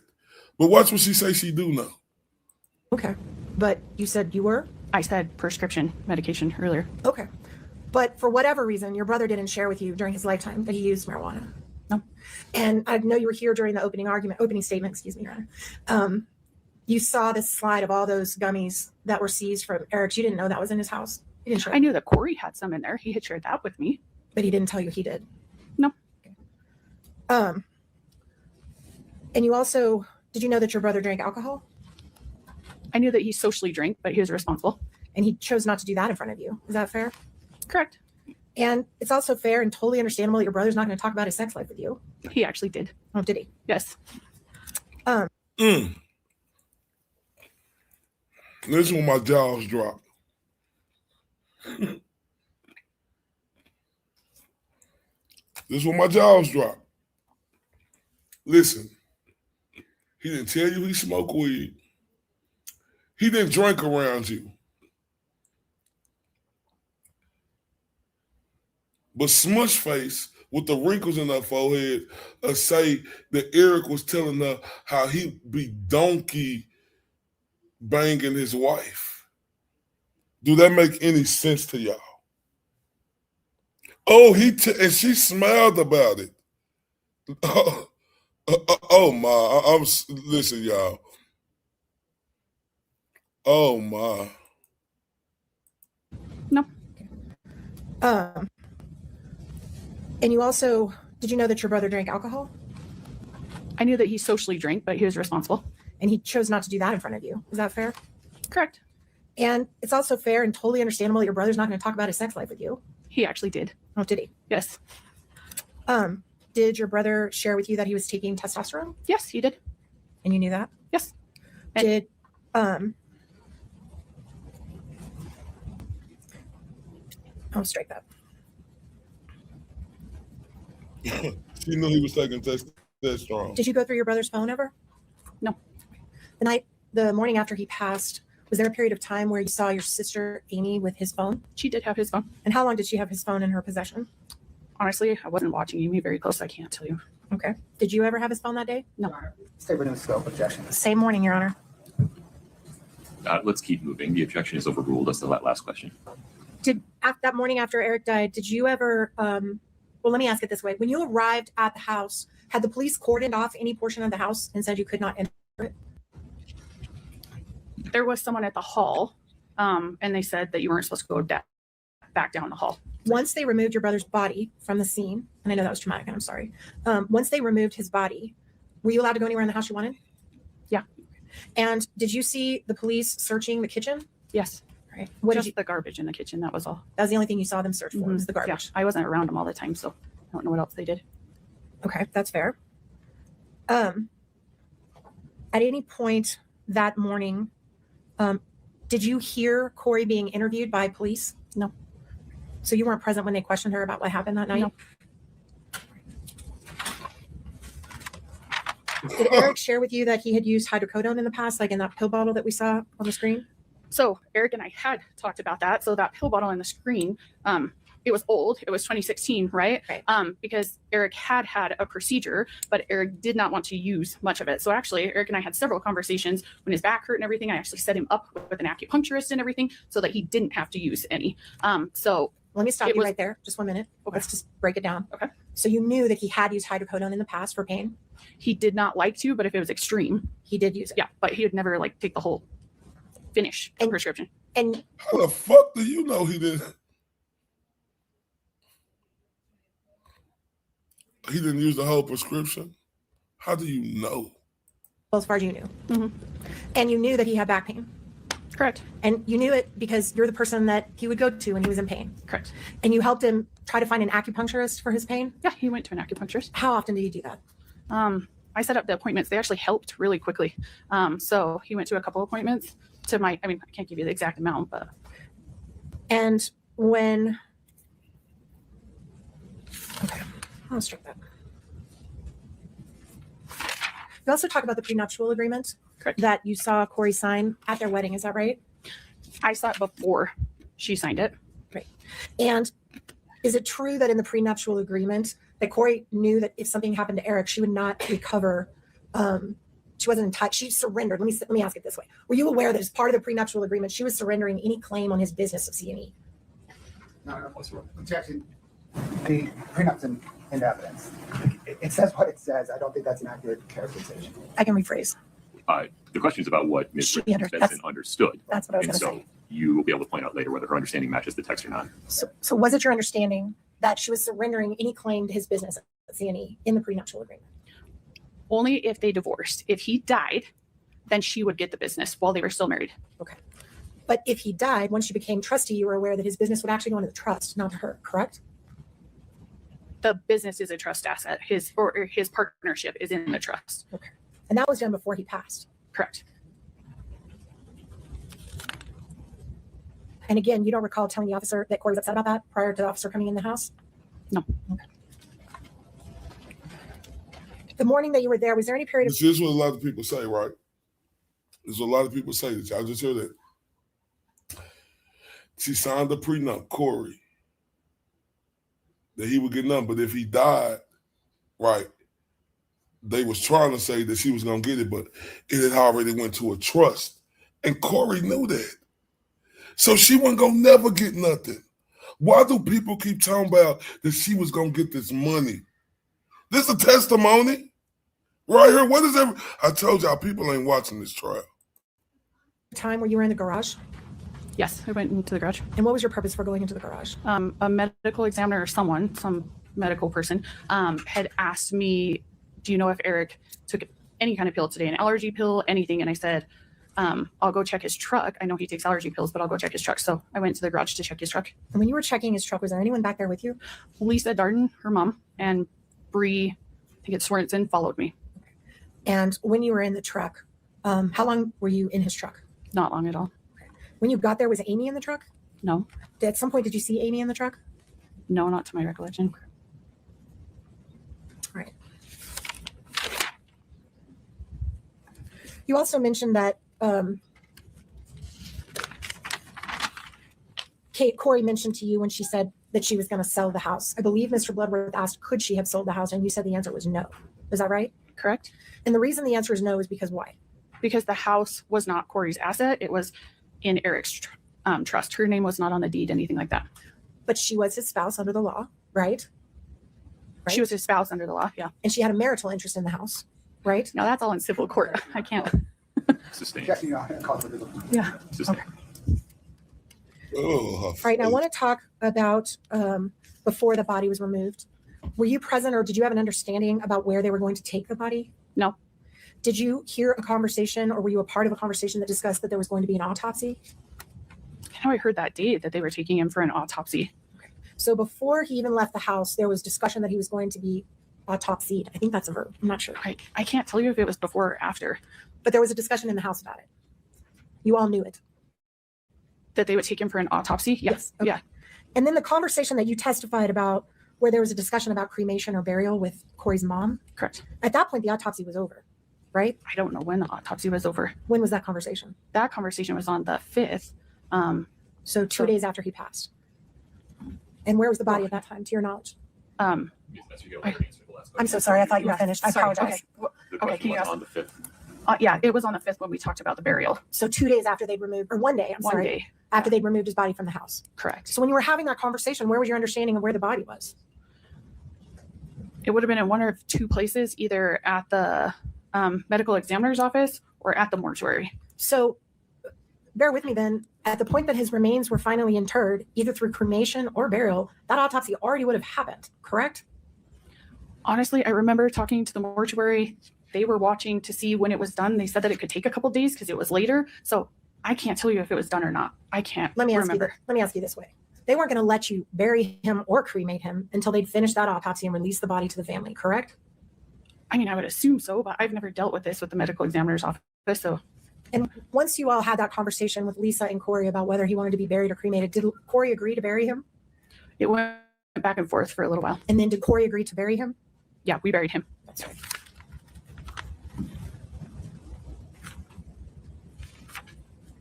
The handwriting samples that Mr. Bloodworth asked you to identify. Is it fair to say that you organized an effort to gather a bunch of signatures of Eric's to compare with the signature, another signature, to see if do you believe Corey forged his signature on something? Yeah, it was for the civil lawsuit that we were going through. And yes, it was to see if that was his signature or not, because he had told me he did not sign it. And you personally took responsibility for that effort of gathering those signatures, correct? So my duty as personal representative is to look into any claim that the estate may have. So yes, I did. And you sent that information to the prosecution team in this case? I did not personally send it. No. Okay. You did hire an expert to look at it, right? Yeah. Yes, I just told you that's my fiduciary duty as a representative of my brother, so over his estate, to look into any claims that the estate has. And who was the expert that you hired to look at those handwriting samples? His last name's Throckmorton. And it's Matthew Throckmorton? I only ever met him once. I think his first name's Matthew. Yeah. And you guys paid him a fee to do that? I actually didn't pay him. My law firm did, but then it went on the bill, so I didn't directly pay him. May I approach, Your Honor? Yes.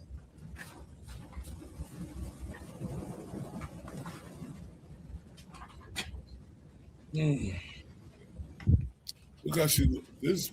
Oh, May I approach, Your Honor? Yes. I'm handing you a document that's been marked INPKRP3. Okay. Do you recognize that document? I actually do not. I have not seen this before. Okay, I'll take that. Thank you, sir. yeah. Okay. Okay. Did you pay other experts in connection with this investigation? I did. Who were the other experts you hired? Is Brooke Harrington one of them? Objection, point of clarification. When she says this investigation, the criminal investigation or the civil investigation? Provide a little more foundation, please. Yes, Your Honor, I'm happy to. Did the trust hire a woman named Brooke Harrington to do a financial investigation on Corey Richens? It's really tricky. It would actually be the estate that did, not the trust that did. So Brooke Carrington worked for the estate. And were you also in charge of the estate? Correct. I am a personal representative for my brother. And you personally paid Brooke Harrington? Correct. Okay. May I approach, Your Honor? Did you hear that? She said it will be the estate. She asked her, was it you? You in charge of the estate. And then she finally got her to say, yeah, I did it. You see this? Why is she won't just answer these questions?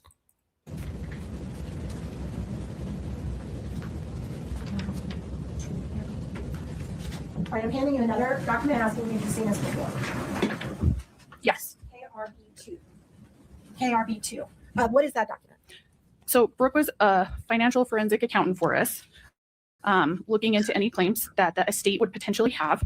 So I paid her for her work on that. And what is that amount that you paid Brooke Harrington? $14,625. And is that your signature on that check? Yes. Your Honor, I move to admit that as Exhibit 3003, Defense 3003. No objection, Your Honor. Defense 3003 is admitted. Can we publish that to the jury, please? Ready to go. Okay. One moment. Here you go. Okay. What's the date on that check? 6/21 of 23. All right.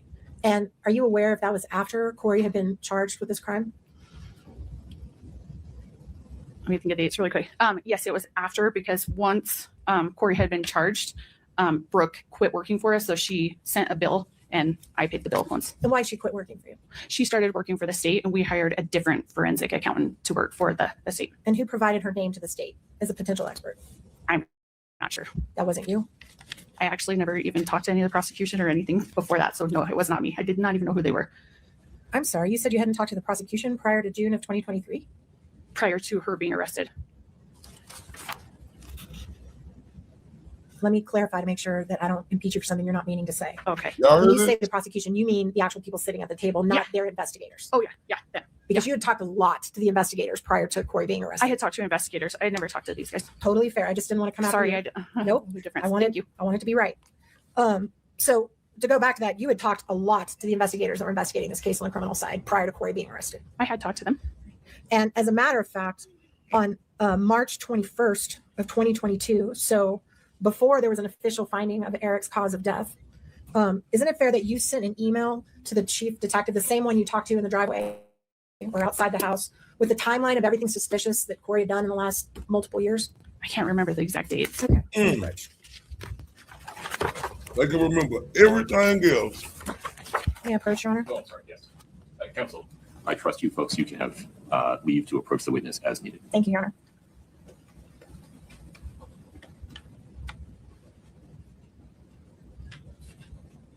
Oh, drinking a lot of water, boy. Look at her, man. Boy, she look just like Chucky. And I'm talking about the boy Chucky. Look at her face. Okay, I'm showing you a document that's been marked as KRB6. Just take a second, as much as you need, and tell me if you recognize that document.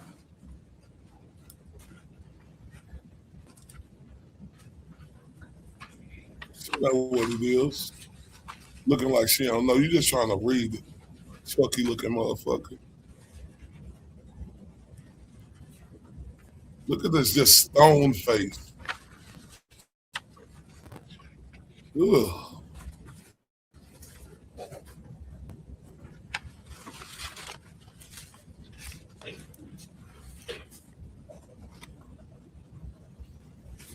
Stone face.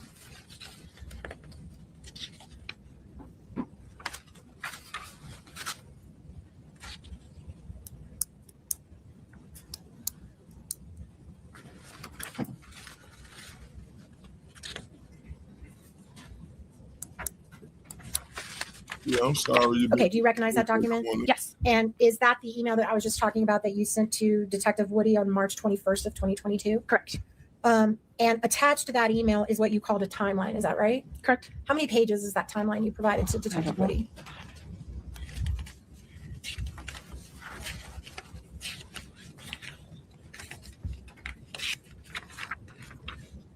Nine, if I'm counting right. What was your purpose for sending that timeline to Detective Woody? Because I'm not a detective. Eric's death was suspicious, so I wanted to get it to the professionals. And everything in there is about Corey, right? No, not everything. Did you identify anyone else you thought might have been involved in Eric's death in this timeline? It talks about... Don't read it because it's not in evidence, but you can just generally talk about the topics. I know it talks about Lisa in there. I saw as I was flipping through it, talks about Ronnie's fiance or girlfriend, Bree. Talks about a lot of different people. All right. And that timeline goes back years, probably. Is that fair? Does it start way before he died? Yeah, 2016. So you go all the way back to 2016 in the information you gave the investigators. Mm-hmm. Is that right? Correct. Okay. And then you remember shortly after that you did some investigation into Corey's business online and forwarded that to an investigator. Do you remember doing that? I did not personally do the investigation, but if you show it to me, I can definitely tell you. Okay. If you show it to me. If you show it to me.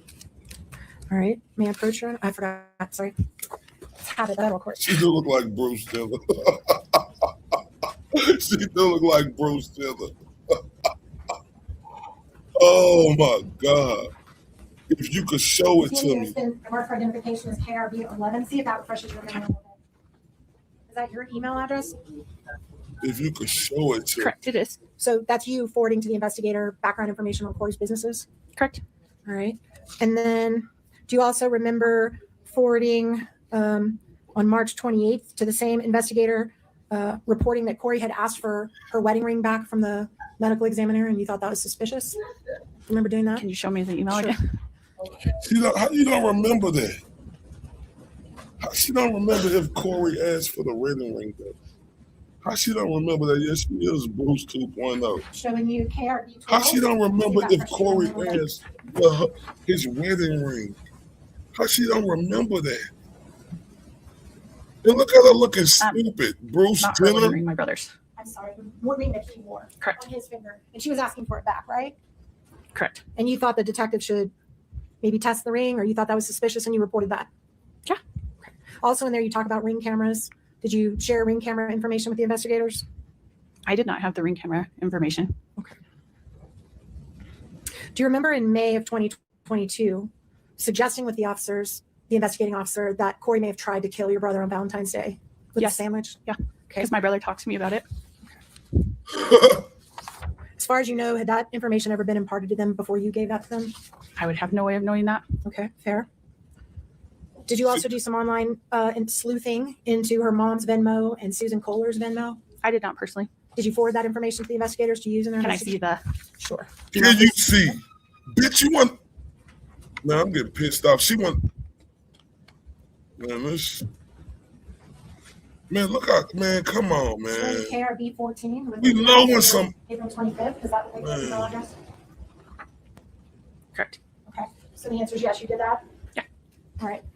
Not objection. In this case, the email. There was no sleuthing into Susan Kohler's Venmo. It was just into Lisa Darden's. I'm sorry. It does mention Susan. You want to see it again? Do you want to just show the jury what it says instead of just talking about it? Sure. I move to admit the exhibit. And Katie, can you pull that up? Any objection, Mr. Bledwer? No objection. Okay. Give me the number one more time, Ms. Nestor.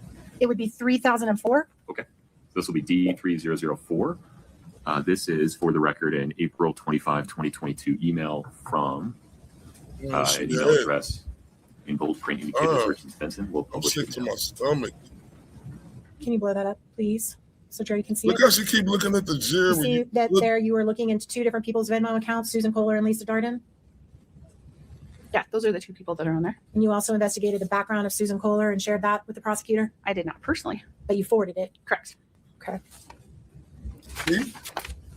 At some point, didn't you also get access to Corey's banking records? Not for a long time down the road. Okay. May I approach, Your Honor? My brain's wired out. Man. Like, you can't be, man, if you ain't asking the prosecution, can you show me? And you just answering them questions fluently. And then you get to the defense, you don't know. I'm showing you a letter that's marked for identification as KRB 16. A letter dated November 7th of 2022, which is a few months after Eric died. Can you just read that for a minute and tell me if you remember that letter?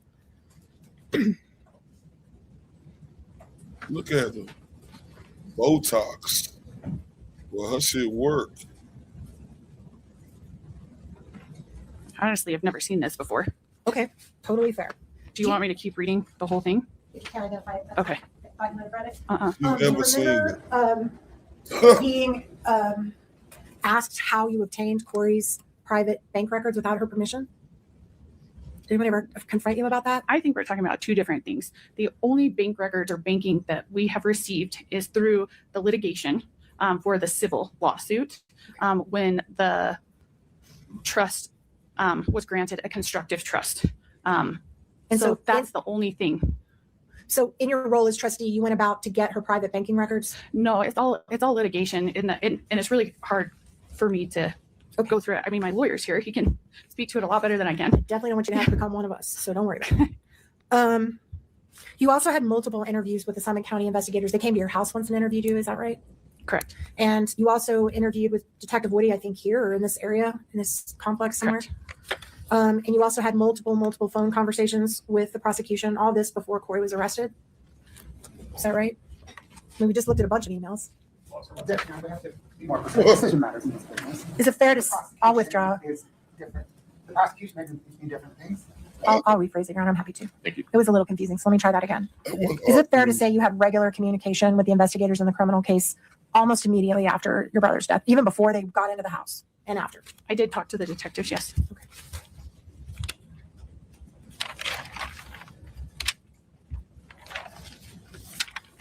Look at the boy. That walk. Okay, just a Yeah, minute. mouth dry. Were there occasions where you sent potential witness names and contact information to the investigators on the criminal side? That was in the email you sent. There were some names. Okay.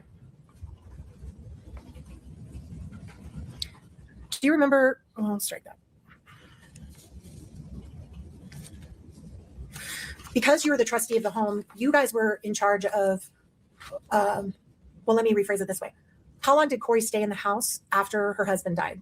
Till her arrest, I believe, on May 8th of 2023. So for that year, Corey remained in the home with her boys. Is that right? Correct. Right. After that, you became in charge of maintaining the home once Corey was arrested. Is that right? I did before as well, too. I fixed water leaks, paid off the mortgage, stuff like that. Right. And you fixed a water leak in that house on Willow Court?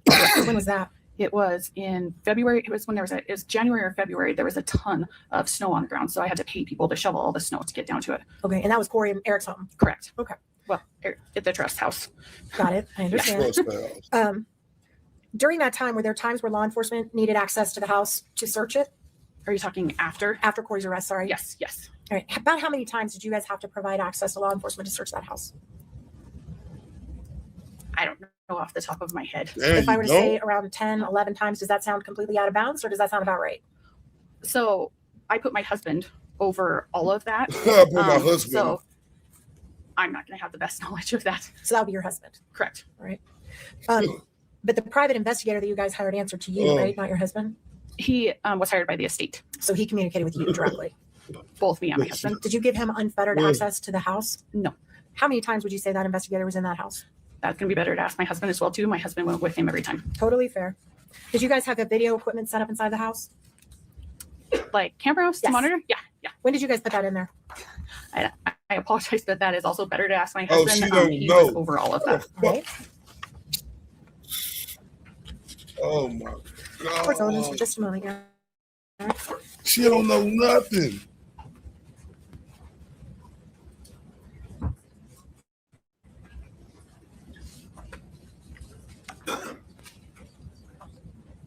Man, this bad, man.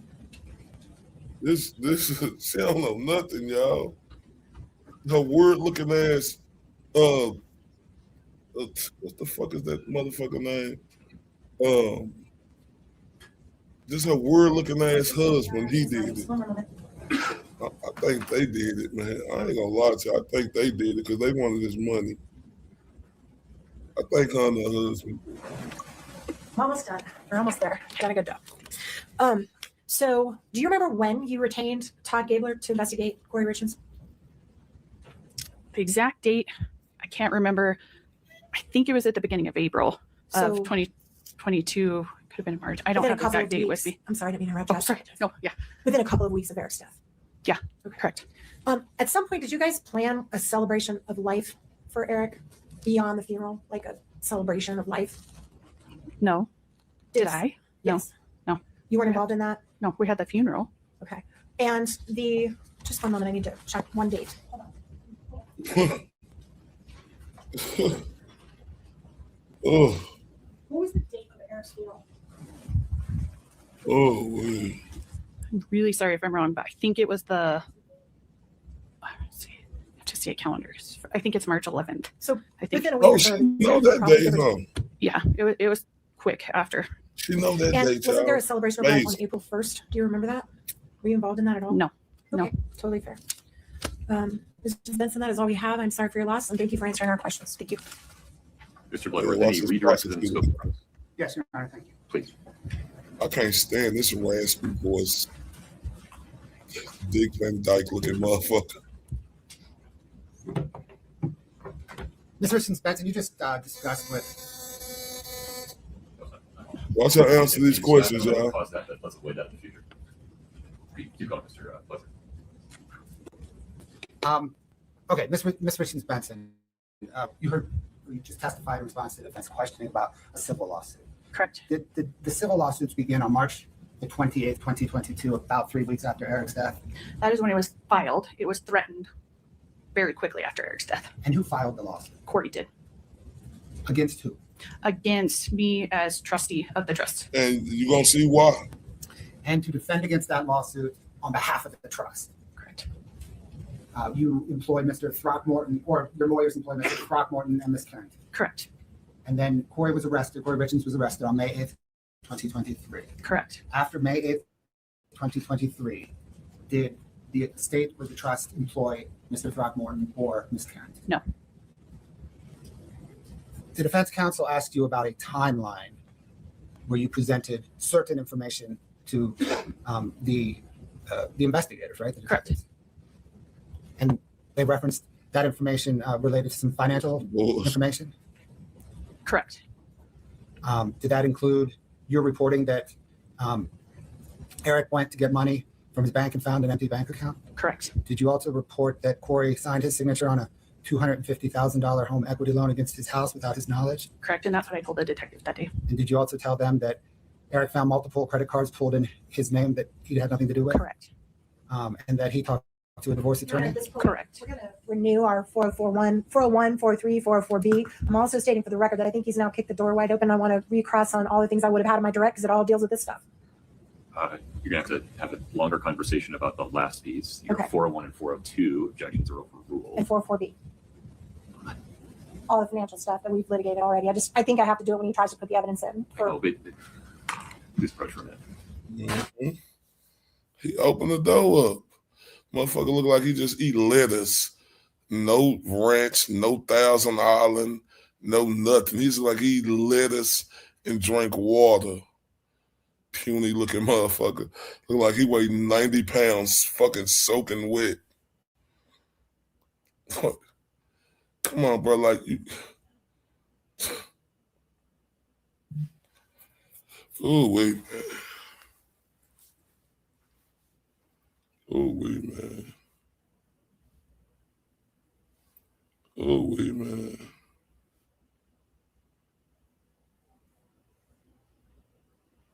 Oh wait, man. It's okay with y'all?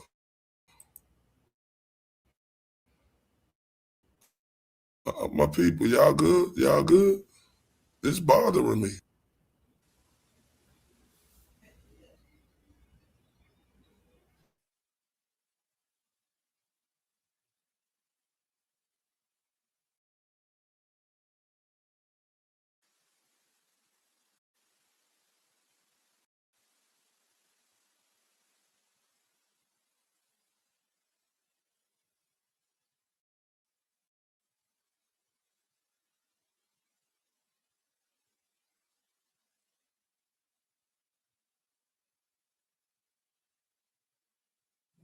Ms. Richens, did you still have some water? Yeah, I do. Thank you. Mr. Bloodworth, your next question, please.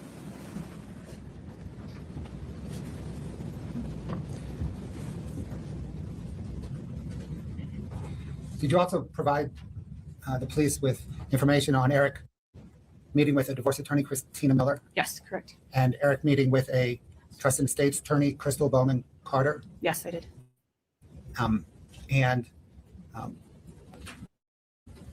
Did you provide the police with information about a separate house rented in Oakley, Utah? Yes. I don't know who did it. I ain't gonna even be honest with y'all. I just know it's a lot of shaky shit going on, right? I don't know who did it, right? I don't know. But I just know when it comes to reasonable doubt, you know, it's flooding in that motherfucker. Like, they're gonna have to swim out that courtroom for reasonable doubt. Did you provide the police with information about a change in life insurance beneficiaries? Yes, I did.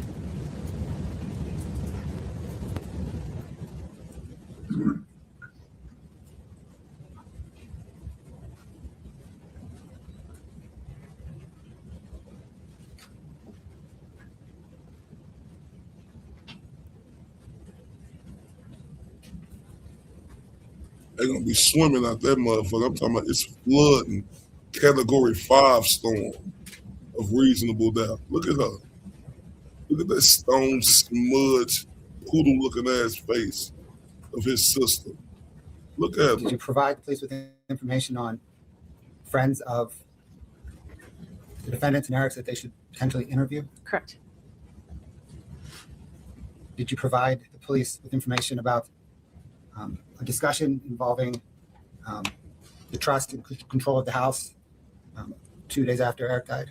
Correct. 10 more minutes, 9 more minutes, y'all. You're referring to the altercation on that, right? I am. Okay, yeah. Oh, hold up. You're referring to the altercation. Then this bitch hipping him out.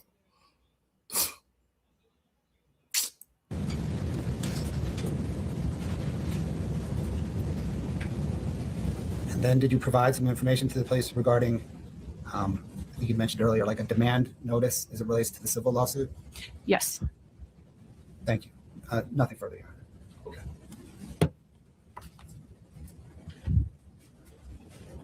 Okay. Ms. Nestor, why don't you perform any recross that you think is within the scope of that redirect? We'll take a break, have an additional conversation. Thanks, Aaron. I'll be happy to. I need to grab that back. No problem. Cool, Ms. Okay, Nestor, so man. just to put in perspective, which has happened, all those things Mr. Bloodworth talked about that you told the police about, we're talking about March 21st, before y'all even know how Eric died, right? Correct. And he talked to you about a HELOC, is that right? Correct. And what's a HELOC? Tell us what that is, what it stands for. Do you know what it stands for? I do not know what it stands for. That's I'm okay. sorry. What do you know it to be? Like a home equity loan. That's what it stands for. Okay. Home equity line of credit. Does that sound familiar? Okay. So tell me as far as the HELOC goes, it's your belief that Corey got one of those on the house without Eric's knowing about it, right? Correct. Eric told me. Okay. And one of the documents that you executed as trustee, when you became trustee of the trust, was something called a durable power of attorney. Do you remember that? That I executed? I'm using fancy lawyer words. I'm sorry. A document you had to sign. Where the trust gives you power of attorney over all of Eric's assets. Does that sound familiar? Yeah, I was his power of attorney. Right. Yeah. I don't think it was durable. I think it was power of attorney. Just leave that word out. It doesn't even matter. All right. So you had a power of attorney, and that was before Eric died, right? That I had a power of attorney before Eric died? To be trustee, if he ever did die.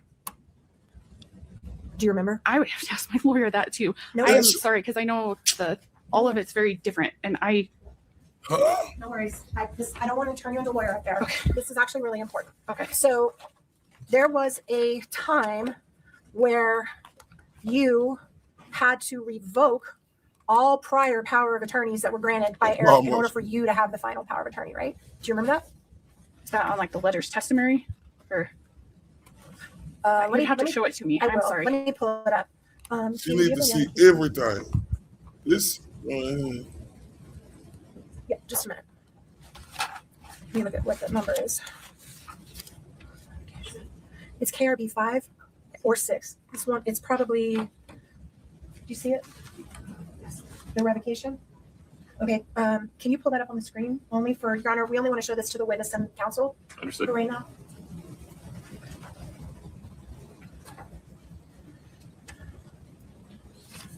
That document is in front of the witness and counsel. Do you see the document? Yeah, so that's something my brother signed to revoke any power of attorneys after he found out that she used his. That's not something I've signed. I'm sorry, objection. The copy I'm looking at is not signed by anybody. Yeah, and this one's That's not okay. signed. Well, yeah, I can follow up on what you just said because it sounds like you know what I'm talking about. Do you have an objection?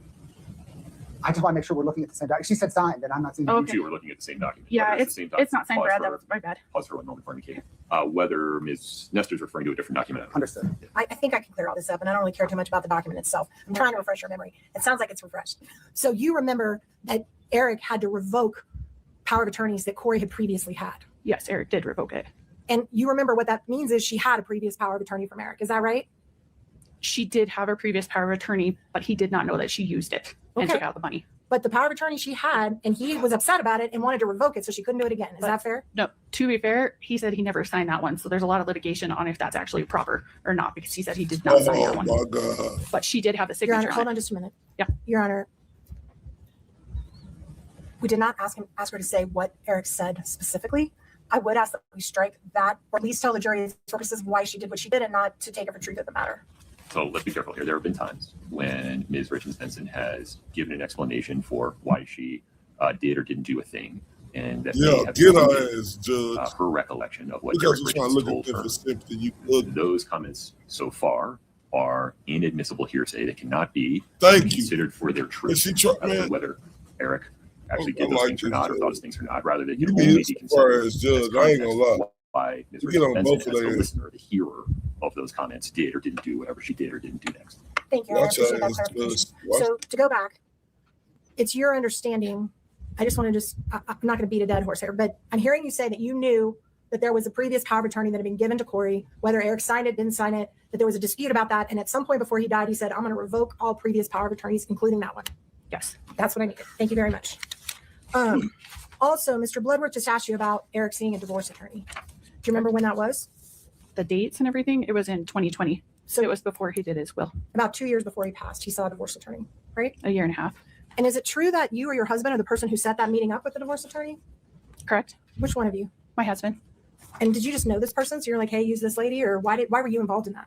I wasn't. I just said it was my husband. So you'd have to ask him on that. Totally Sorry. fine. She don't know shit. Also, Your Honor, because may I approach just to be safe? When you were previously being questioned by me, I asked you a question and we decided we weren't going to go into that, but we are going to go into it now. So I'm going to ask it very specific. Okay. Did Corey ever ask the trust to pay her any money in the year after Eric's death, separate from the litigation? Did she ask you to make any disbursements to her or the boys in the year after Eric died as trustee? Not that I can remember. That's all I have, Your Honor. And we will fully release this witness. She can remain in the courtroom for the remainder of the trial. Okay. Mr. Bloodworth, thank you.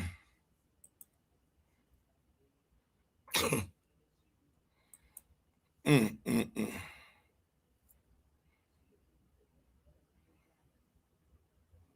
Mm-mm-mm. That was tough to watch, man. I ain't lying. That was it was even tougher watching that shit again.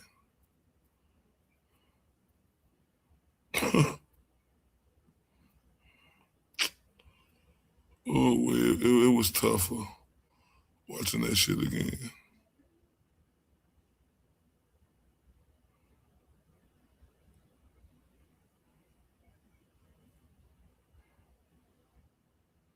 Mm-mm-mm.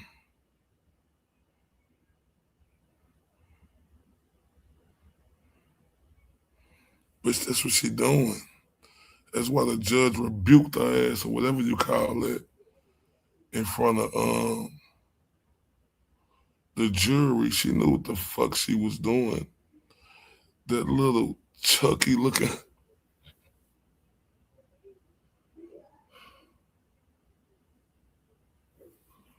Then they start witness karma, man.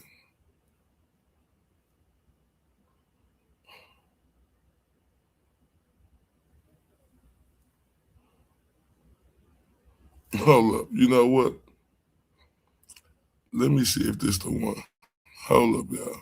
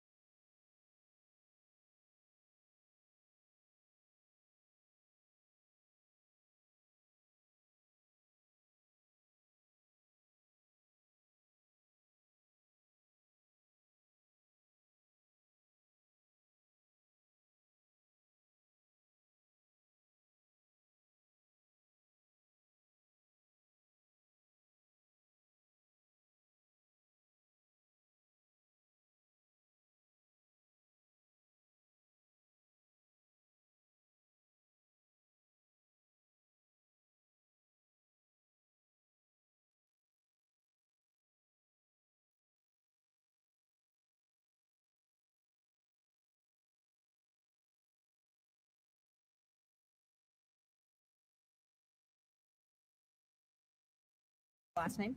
Allison Wright, W-R-I-G-H-T. Ma'am, where do you work?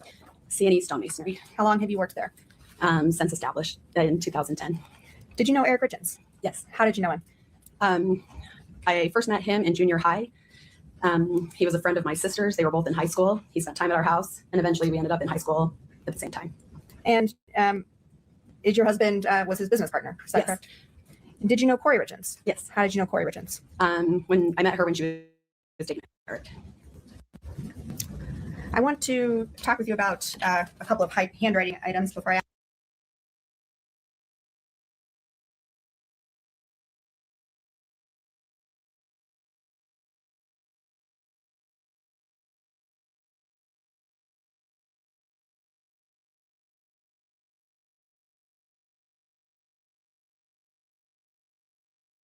ask you a few other questions.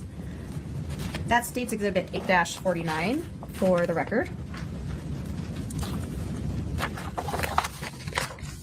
Sorry, I've got too many things on my podium here.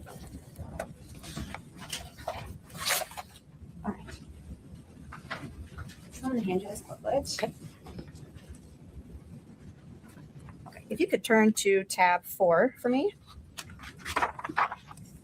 Do you recognize those items in tab 4? Yes. Is it, and if it's multiple pages, you can look through all the pages. Is it just the one page? There's multiple pages. Okay. And the first page is the one that you recognize, is that right? Correct. And go ahead and turn to tab 12 for me. Okay.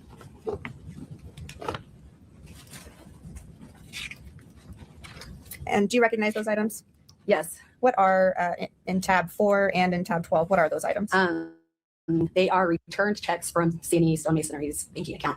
And are those checks that you gathered and gave to Katie Richens Benson? Correct. And you gathered those from C&E's accounting books and things like that, their bank records. Correct. The check on tab 4 was collected on an online banking, and the other ones were printed checks from our files. What do you do for C&E? Admin and bookkeeping. Okay. So I want to switch gears. I want to turn your attention to February of 2019. Do you recall that time frame? Yes. Was there a time in February of 2019 that you took a vacation with Eric Richens and Corey Richens and your families? Yes. No, just the adults. Just the adults. Okay, no kids were there. And do you remember a conversation during that trip with Corey Richens that stood out to you? Yes. Go ahead and describe for the jury what you remember about that conversation. On our vacation, Corey and I ended up alone for a moment and just talking about our families, life, kids. Your Honor, objection, can you approach? Yes. Please have a seat. We're still on the record. Ms. Scherbenek, if you would just ask me several questions, we'll see where this goes. Certainly. And so now that we're outside the presence of the jury, we're just going to get a preview of how you would answer the question that I just asked you. So describing what you remember from that conversation with Corey Richens from the vacation. While we were sitting there, we were discussing life, and Corey then explained how things weren't super great in her marriage, how she felt trapped. She explained to me that there was a prenuptial agreement that was put in place, and I had never heard of that. She continued to say how I think the trap was mostly due to financial, is Eric would, because of the terms of the financial agreement, Eric would end up benefiting financially and continue to live as they currently were, where she would be in a different circumstance. She explained how she feared that the kids would be drawn to Eric's life, and I bet I have my phone on mute. Good night, Jake. Love you. like she was unhappy in there, but feared what it would look like if she ended the marriage. And did that, is it okay to ask a follow-up question? I want to get Did this. that conversation kind of give you? This is real important, y'all. This real important. So what we're gonna do, we're gonna start this. I just want everybody to know, like, this shit ain't right. And I promise y'all, I'm going over all of this. So y'all all can see how much reasonable that I got. Man, I love all y'all to death, all the people who stayed to the end, right? But I love everybody though. But see, all y'all who stay here to the end, let me turn up for y'all real quick.